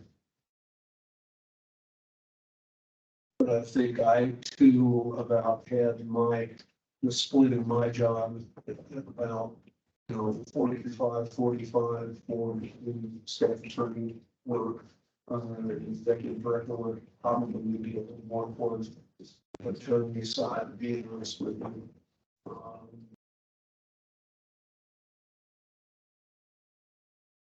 you.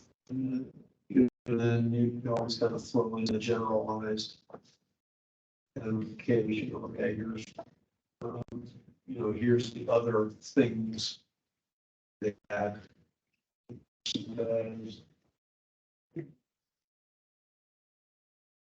So I don't know if that helps at all. That is where, we are currently, both he and I. And so, I think that in looking at and listening to all of the various times that Certainly at the last meeting, at least, talk about the need for a strategic plan, even though there was a difference of opinion on the time. How many years it should cover. I think everybody agreed that that was necessary. In the future, obviously, we've already gone through the budget process, and the budget has been approved. But, I guess it would essentially be about a year and a half. Yeah. About a year out, for now, is when I'll be, PM will be coming to me to start asking me to prep for the budget out into the future. So I will be bringing information probably more in September, because I'll probably be asked to submit actual materials to OBM. Next year, based on what I just got done here. That's it. I'll let you. I am to also talk with the budget analyst next Tuesday afternoon. Some of the things we've all talked, you guys have all talked about, are potentially splitting the positions and the cost and ramifications of that, and where that might go budget wise to get a direction of how much is, similar to the Board of Elections telling them that I'm not sure how much the guy from OBM will be willing to say, well, yeah, you can do this, or no, you can't do that. But if I can get at least some kind of direction, I'll do that. And then I've reached out to the treasurer office about the possibility of, because one of the other things that was discussed early on was the financial aspects of it. Allowing payments and just checks, which is where we are right now. And I had a couple days ago, I had a good conversation with staff member in the treasurer's office concerning, the possibilities of doing that. So the agreement hasn't been set up yet. She's on vacation next week, but I said I could be available tomorrow morning. And I indicated to her, I said, if it's reasonable, we can do it. If it's similar to how it was about 10 years ago, and it was too costly, the cost would be too great. Our budget can't afford to do that. So she certainly is, especially as it relates to smaller agencies. She also indicated that certain aspects of receiving, I think, if I'm understanding it, more or less electronic payments are the cost is pennies on the dollar of doing it, as opposed to, and you mentioned this, I know, taking credit card payments, but you did say, and Chris and I had a conversation too. We'd always say to somebody, if you want to make credit card payment, you're going to pay the credit card transaction fee processing fee as well. She said that's available as a part of it. So, hopefully, I don't know. We probably have some of this meeting. We don't have business game days and business owner, I want to pay my credit card. 70%. Right. Somebody has a hard stop in like 5 minutes. So if I may, I'd like to make a recommendation. So the synopsis and the vision is great. I think I alluded to this a little bit last time. I really feel that where we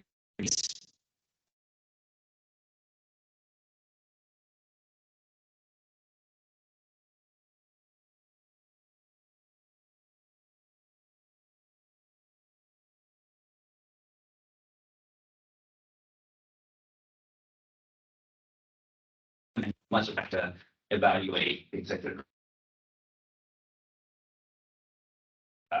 What I was hoping that this would have the information sort of with, Phil's kind of things he for helpful for the evaluation piece. But I think we need to put the strategy maybe as a sub focus on what we're going to get to criteria. And I spoke with Commissioner Lyle. We both live at Powell. I was thinking that, you know, the three of us could get together over lunch and try to kind of just boil it down to, for the short term, what are we going to use for the evaluation? And get into, you know, we've done all this legwork and that's great. I think that more easily transition into what do we want to think strategically amongst that, and we can kind of go that route. But I'm concerned if we don't do that. You know, we're gonna have now really evaluation criteria until the end of the year, which point it still didn't know what it was, and we're kind of at the same point we were at that point, if that's agreeable. That's, yeah, that's agreeable to me, certainly. Yeah. Is that agreeable to? Yeah, it's fine with me. But I've always said whenever we, done the evaluations and, do fair to Bill, some years we didn't.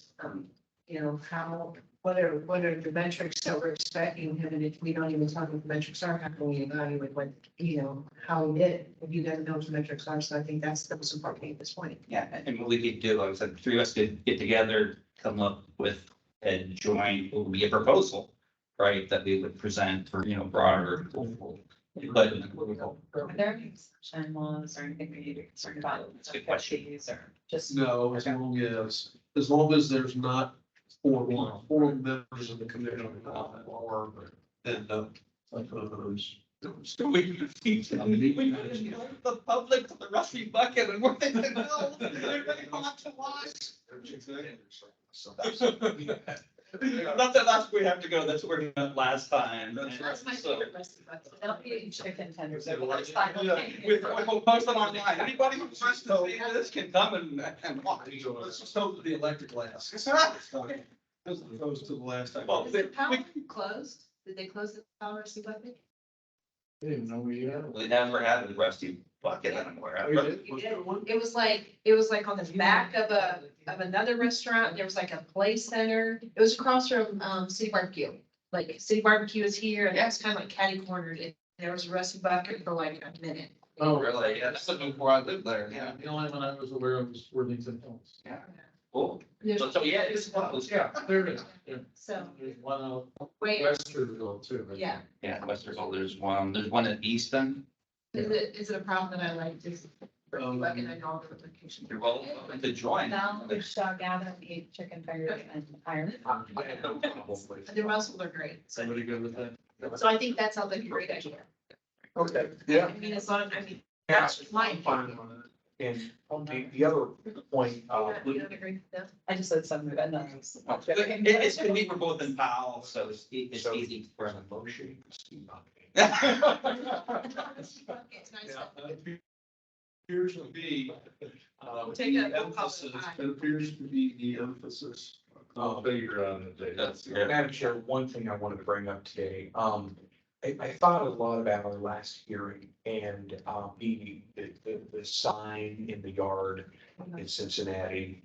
And it led me thinking, What we're going to make a decision on. Mr. Ritter, I know you're still at Rusty Bucket, but No, I was asking you a question about the sign. Oh, no. I'm like, are we allowed to talk about No, this? no, I'm not gonna bring up that specifically. Oh, But it led me to, you made a couple of comments about the statute and, over the course of the last few meetings, we're nice to silent on this matter, or it doesn't go into this matter. Over the years, in your decades of experience now, do you have any wishes for the General Assembly to clean up certain statutes when it comes to some of these things that we deal with on a extremely regular basis? And so I wanted to say it, obviously, and I don't need an answer today, but I wanted all the commissioners to hear it, was particularly based on your experience. If there was anything that you believe the law needed to be cleaned up on or made more clear for us. There are always those things that could come into play there. I'm glad to kind of go through and, let's say further discuss that with you. I mean, we had, Mr. Kreitz and I met a little over a year ago with Bill Sykes as it related to getting, and he entered a bill that had some of those things in it, but it also included some things that we weren't necessarily I heard about as that. excited about. Yes. You know, and so that's certainly one thing that could be used as a guideline there, because that really covered a number of things. And, you know, as it relates to, you know, you've talked about the, you know, honestly, this case that we dealt with today and the one out there, I don't know, it would be hard, I think, to potentially clarify the statute any further, without potentially making it even more confusing, or what the commission's obligations are in such a circumstance. But that's something we can at least talk about, let's put it that way. Yeah, I think it's worthy of a conversation and also worthy of some of your time to develop a list of things that the scenarios have to pop up. You know, institutions have no memory, but you do, because you've been here, you've, you know, very tenured. So just wanted to bring that up and for future discussion, certainly not today, but. Yeah, I can, along with kind of using that previous bill as a starting point, I can send that along to you and kind of talk about those things that I think would be beneficial, not just the commission, because there are some things that I think that would be beneficial to the church, but to clarifying some stuff in the statute, yes. Madam Chair, on the question of legislation or laws or law changes, the bill that Representative Sykes was carrying at the time, did that go into effect in No, regards to never the did. attorney? So it never even, oh, Never okay, got here. all right, Never so got a hearing. we're not grandfathered in as the less than members, they can never sort of, could, so, okay. Still safe, you're all still safe, but Was that the one that wanted us, everyone, commission member, be aware? yes, Yeah. that was a part of that bill, yes, but it never even got it never even got a hearing. For the average. Seems like that was late in this as a lawyer, but late in all that kind of stuff. Well, yeah. I remember hearing about it. I never read the bill. Not really, I think we met, I don't specifically recall when we met with Mr. Sykes, I can find that out, I can look back at emails, et cetera. But I would think it was put in January, February Okay. of.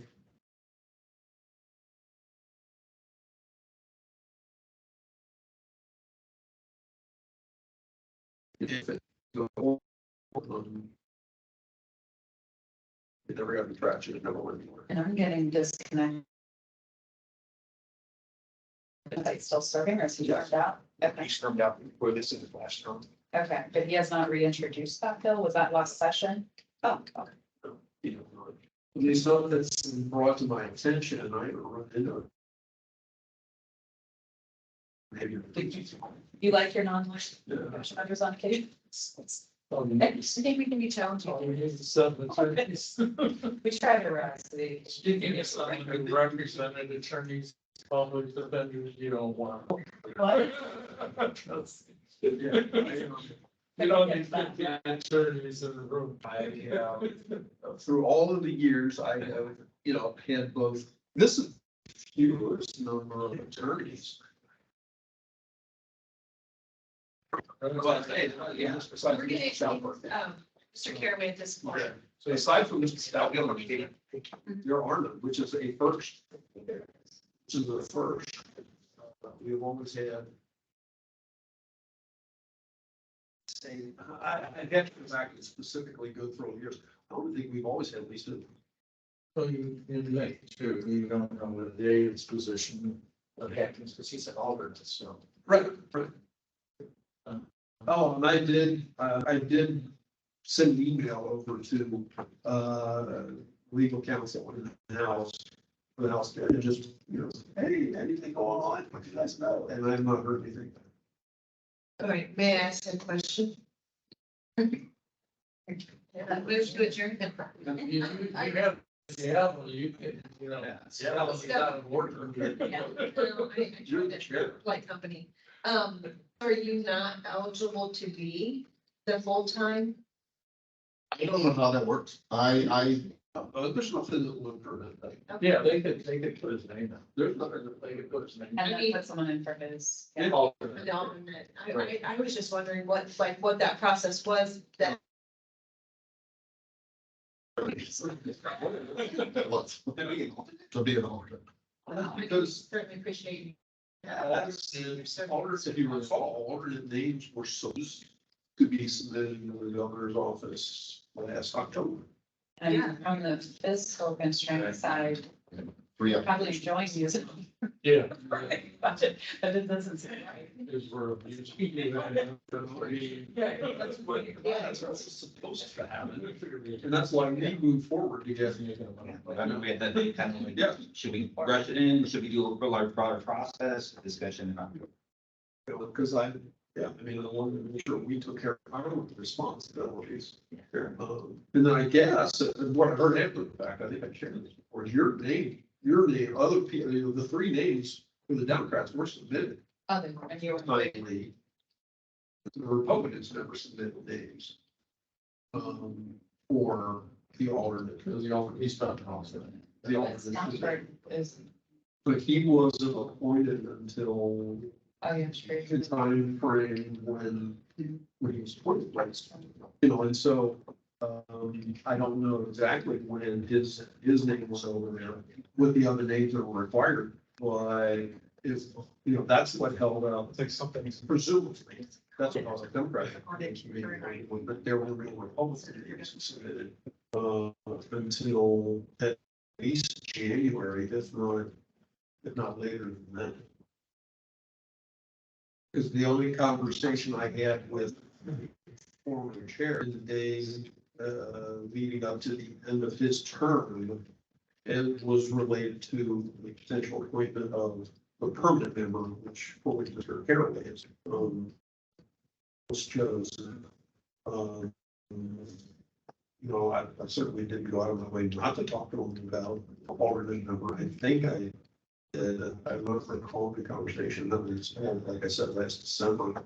When, you know, as those names, at least the permanent position names were then submitted, I know before Mr. Cup left office, but then they were waiting until April, so. And we have, And, you know, so there are still, it's pretty good, there are still Democratic names for. they aren't even currently meeting, so I guess you don't need to meet, we just need the speaker and the minority. Okay, Yeah. very good times in the House representative. Yeah. All right, wow. They could do it before the smoke gets out. Drive out, it's a little less enjoyable than the summer in jail. Yes, it is. Well, there's just. So he's saying he doesn't want to. Maybe a quick question. Did everyone do we get a regular email from the auditor every year? Oh, that's a good point. Cause I just got one. Yes, the audit has been completed and should have been circulated to all of you within the last day or so. Because, Unless it went to my J. Lyle Columbus account. Or that. look there, because I can't remember whether I put two emails in for you or not, to be honest with you, but I put everybody's email in, so presumably I'm required to submit to the auditor's office email addresses for them to send. And that's been the case for about 15 years, because when I first started doing this, I guess there was no obligation to inform all the members when an audit was completed. So I guess there must have been situations where I always made sure my commission members had copies of the audit after the posting.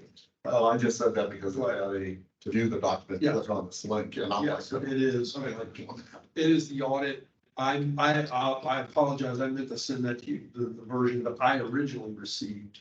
The preliminary one about 2 weeks into July or so. Thereabouts. Yeah, and so, you know, essentially, need to do better on referring matters along for, collecting to the Attorney General's office. July 20th.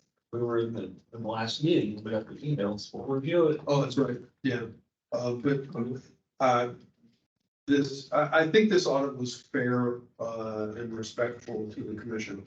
Other audits in the past have raised a lot of interesting issues over the years, like in terms of whether we have locks on certain doors to keep to protect certain information. I remember last year, I did last year, that's probably on my other one. You know, and, My license. you know, so anyway, the audit has been released. I responded to it. And that. Send in your response, if you send in your response, so I include it. When I get back into the office, I will send out. You guys go through. It noted that you provided them, but it didn't include It it. did in the past. Okay, yeah, I will respond. I will send that along. And so then Chris and I met with the audit supervisor, and we only met with her only because the other two got on vacation. And really, we only dealt with a gentleman by the name of Timothy Gordon, who was the primary audit person, and he gave us some good feedback, I would say, and, you know, in terms of, hey, you know, when you do, as you go back through and check certain things, use this, go into the Oak system and open up, you know, use this file, it gives you a good synopsis of where you are. And you can do that to check, you know, like for deposits, and then check on time, personnel time and payments for salary, you know. So we're now going through and after the payroll is released, if you guys are all paid, go back through, double check, make sure it's okay, sign off on it and say, okay, it's good. You know, those were the two primary things that were discussed in the audit. That and we'll bring matters along for collection. Better, which is, you know, it should be done better, and Chris and I have vouched for the, so that was one of the primary things they did. I mean, to a degree, we let it go, and if it's not responsible, I will say that, I gotta be better on that, because that's kind of where that comes from. We have some responsibility as board members that we're supposed to, I mean, I get, we're supposed to read it, but then are we supposed to say we read it or something, or no, it's. Nope. Okay, it's on the, Whatever you do. Like I said, it's just, it used to be, the first few audits that I went through, there was no obligation to, inform, not, the auditor's office did specifically inform commission members, just put it that way. fair enough. They did not do so.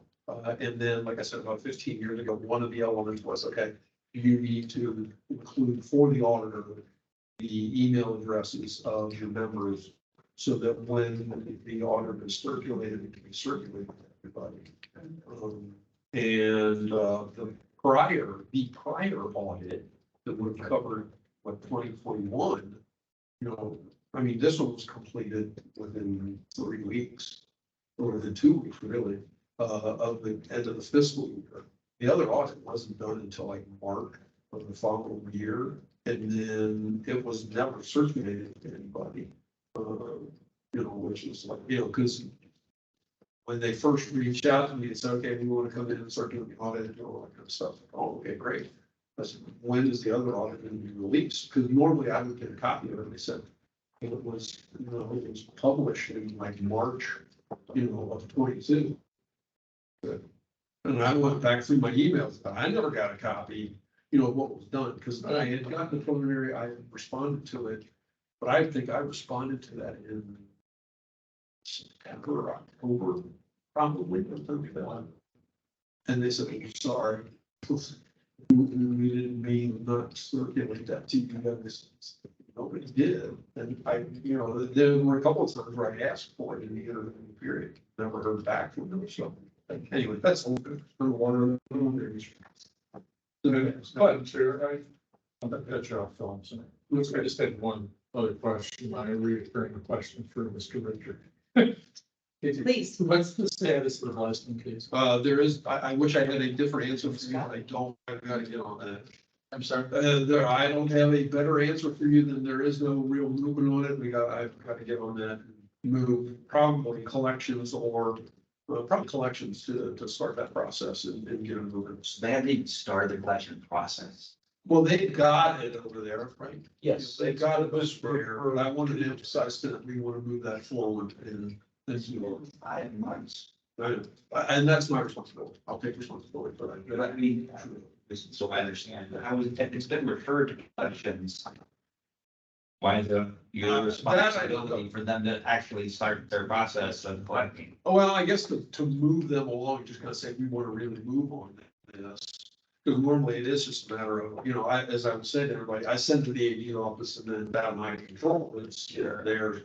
I have not made it a priority to them that we want to move forward. That's my responsibility. So speaking well, gets the grace.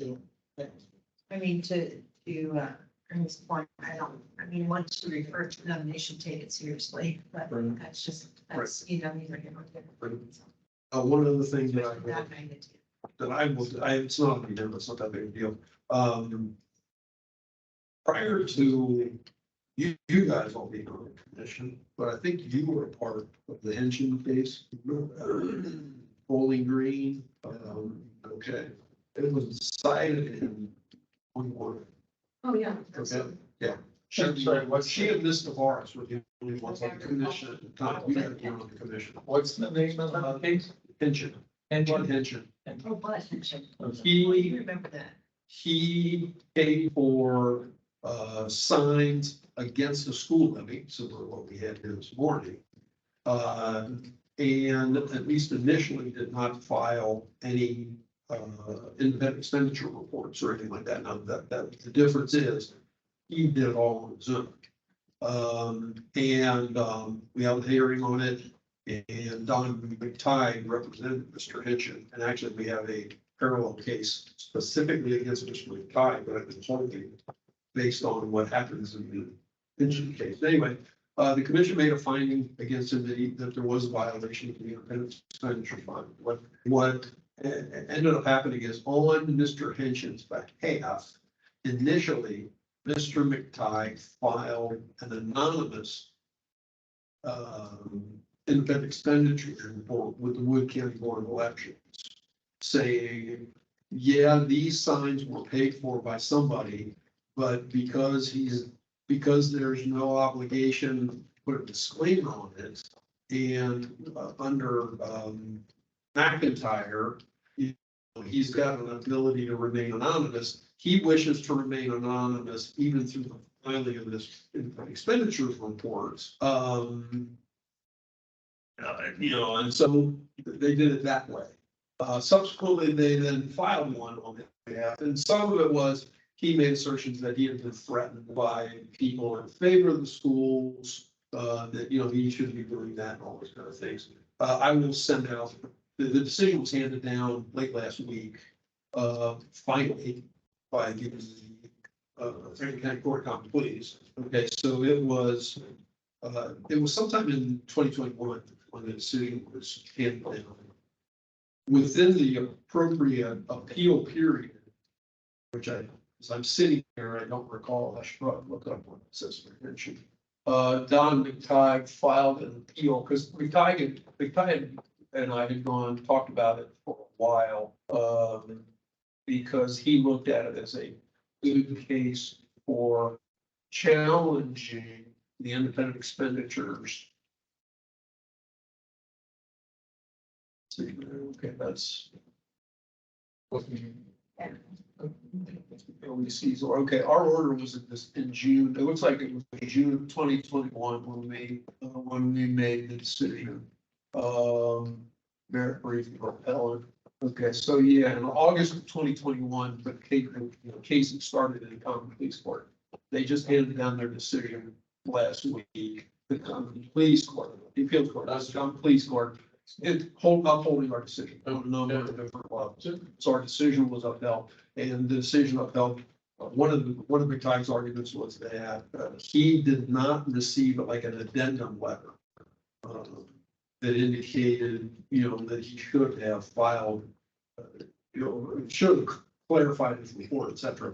And that's one of the more, that was one of the, I don't know, that was one of the more interesting aspects of the case was the fact that they raised that as an issue, but the court said, no, you don't, just because you didn't receive and then the notice doesn't mean that there isn't a late filing or an improper filing, because it was a thing was filed, but it was not inaccurate, and there was no listing with it, there was no indication that he was the one, so there's no reason for him to have received it and then the request. That was one of the aspects. The other was just constitutionality of the independent expenditure statute, which was upheld by the county police court.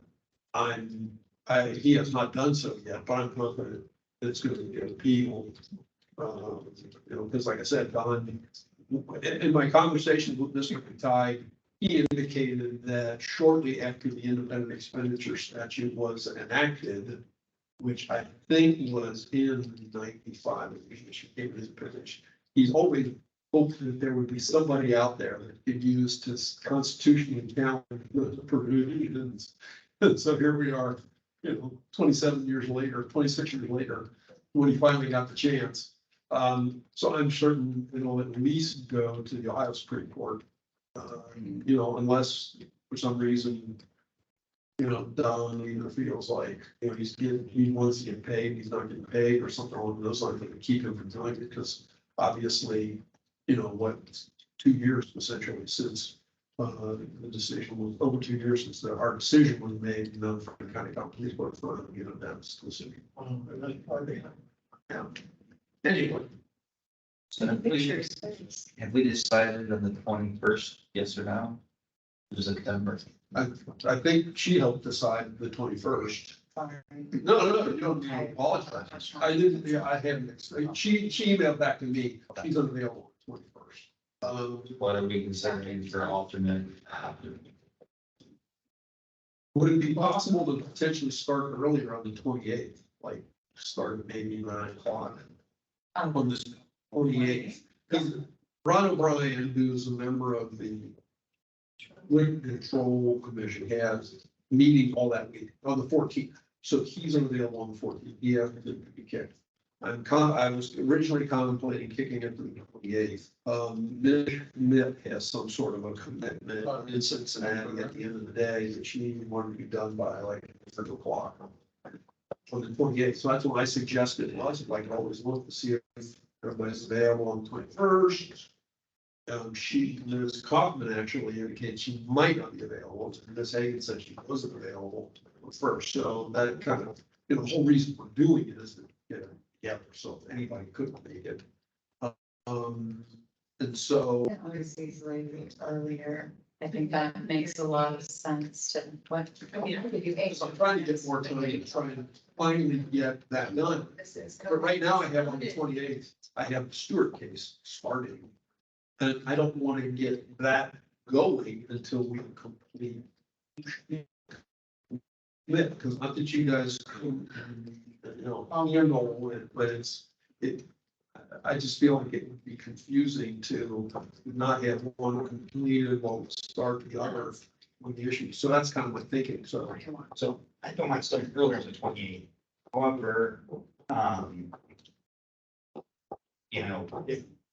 if Schmidt's hard stop is 1 or 2, then I would personally need that to leave more than that we do, because I have a flight out like 7 and I don't really want to fly in my suit to Utah. So we need to go and get my kids and my wife and get to the airport and all that. And I'd rather not be like, staring at my watch. So Yeah, what will the German stop you then? I haven't even thought through it. Let me see what time the flight is. You need a couple hours. Because you call them, so then you have, however you get to take the bus from there. And that's another one.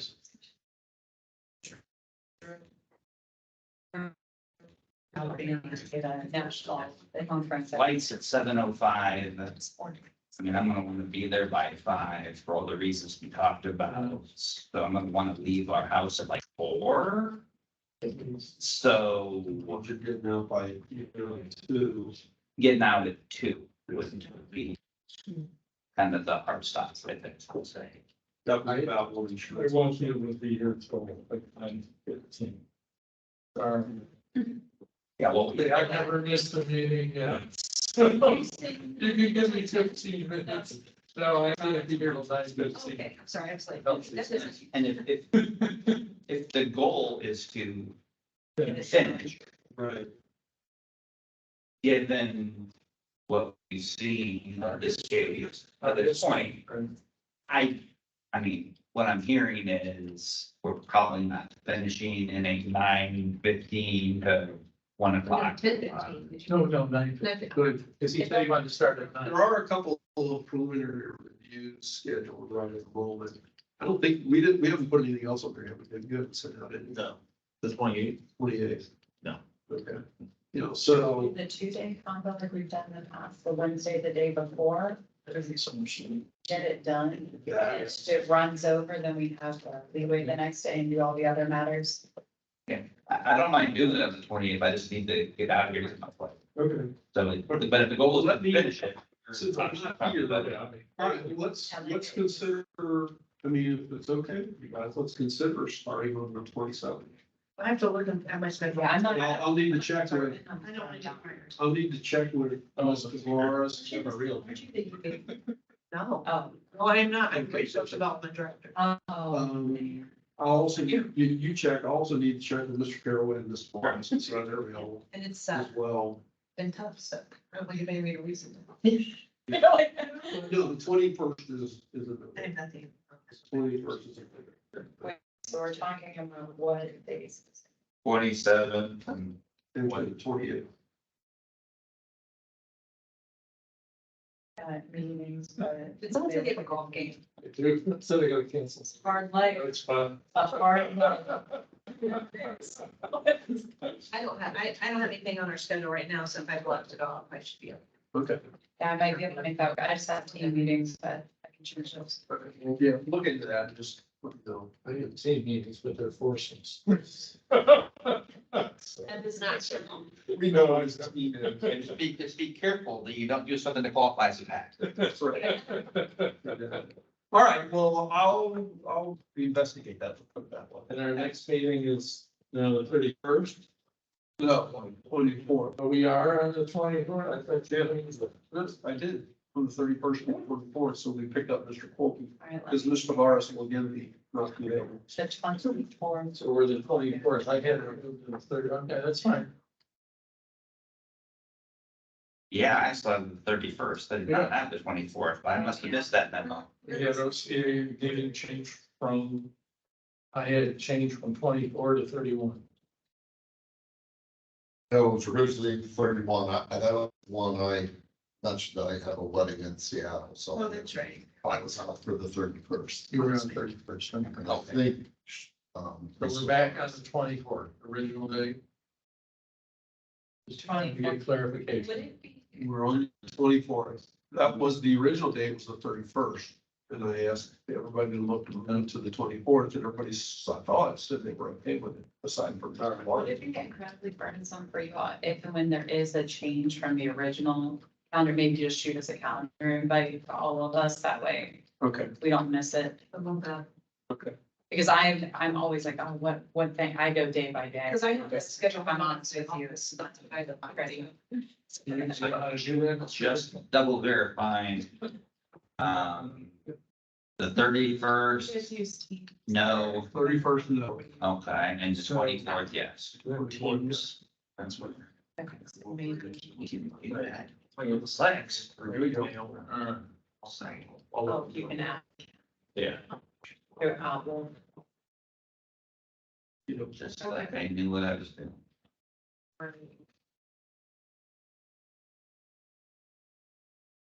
All about it.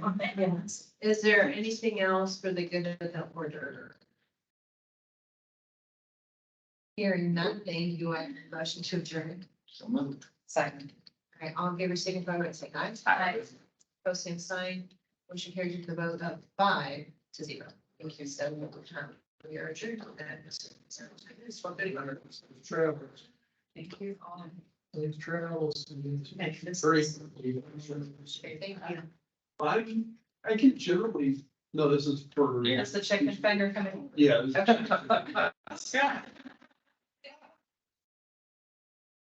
Sorry, all these kids are relying on me. They have. See you all. Thank you. Diamonds. Yeah, we say, I can't meet forever, they have, so, you know, there goes and you spend it on the table, and never say whatever, it was like a, wait a second. Oh, I don't understand it. Well, then you get chicken. So you get that or nothing.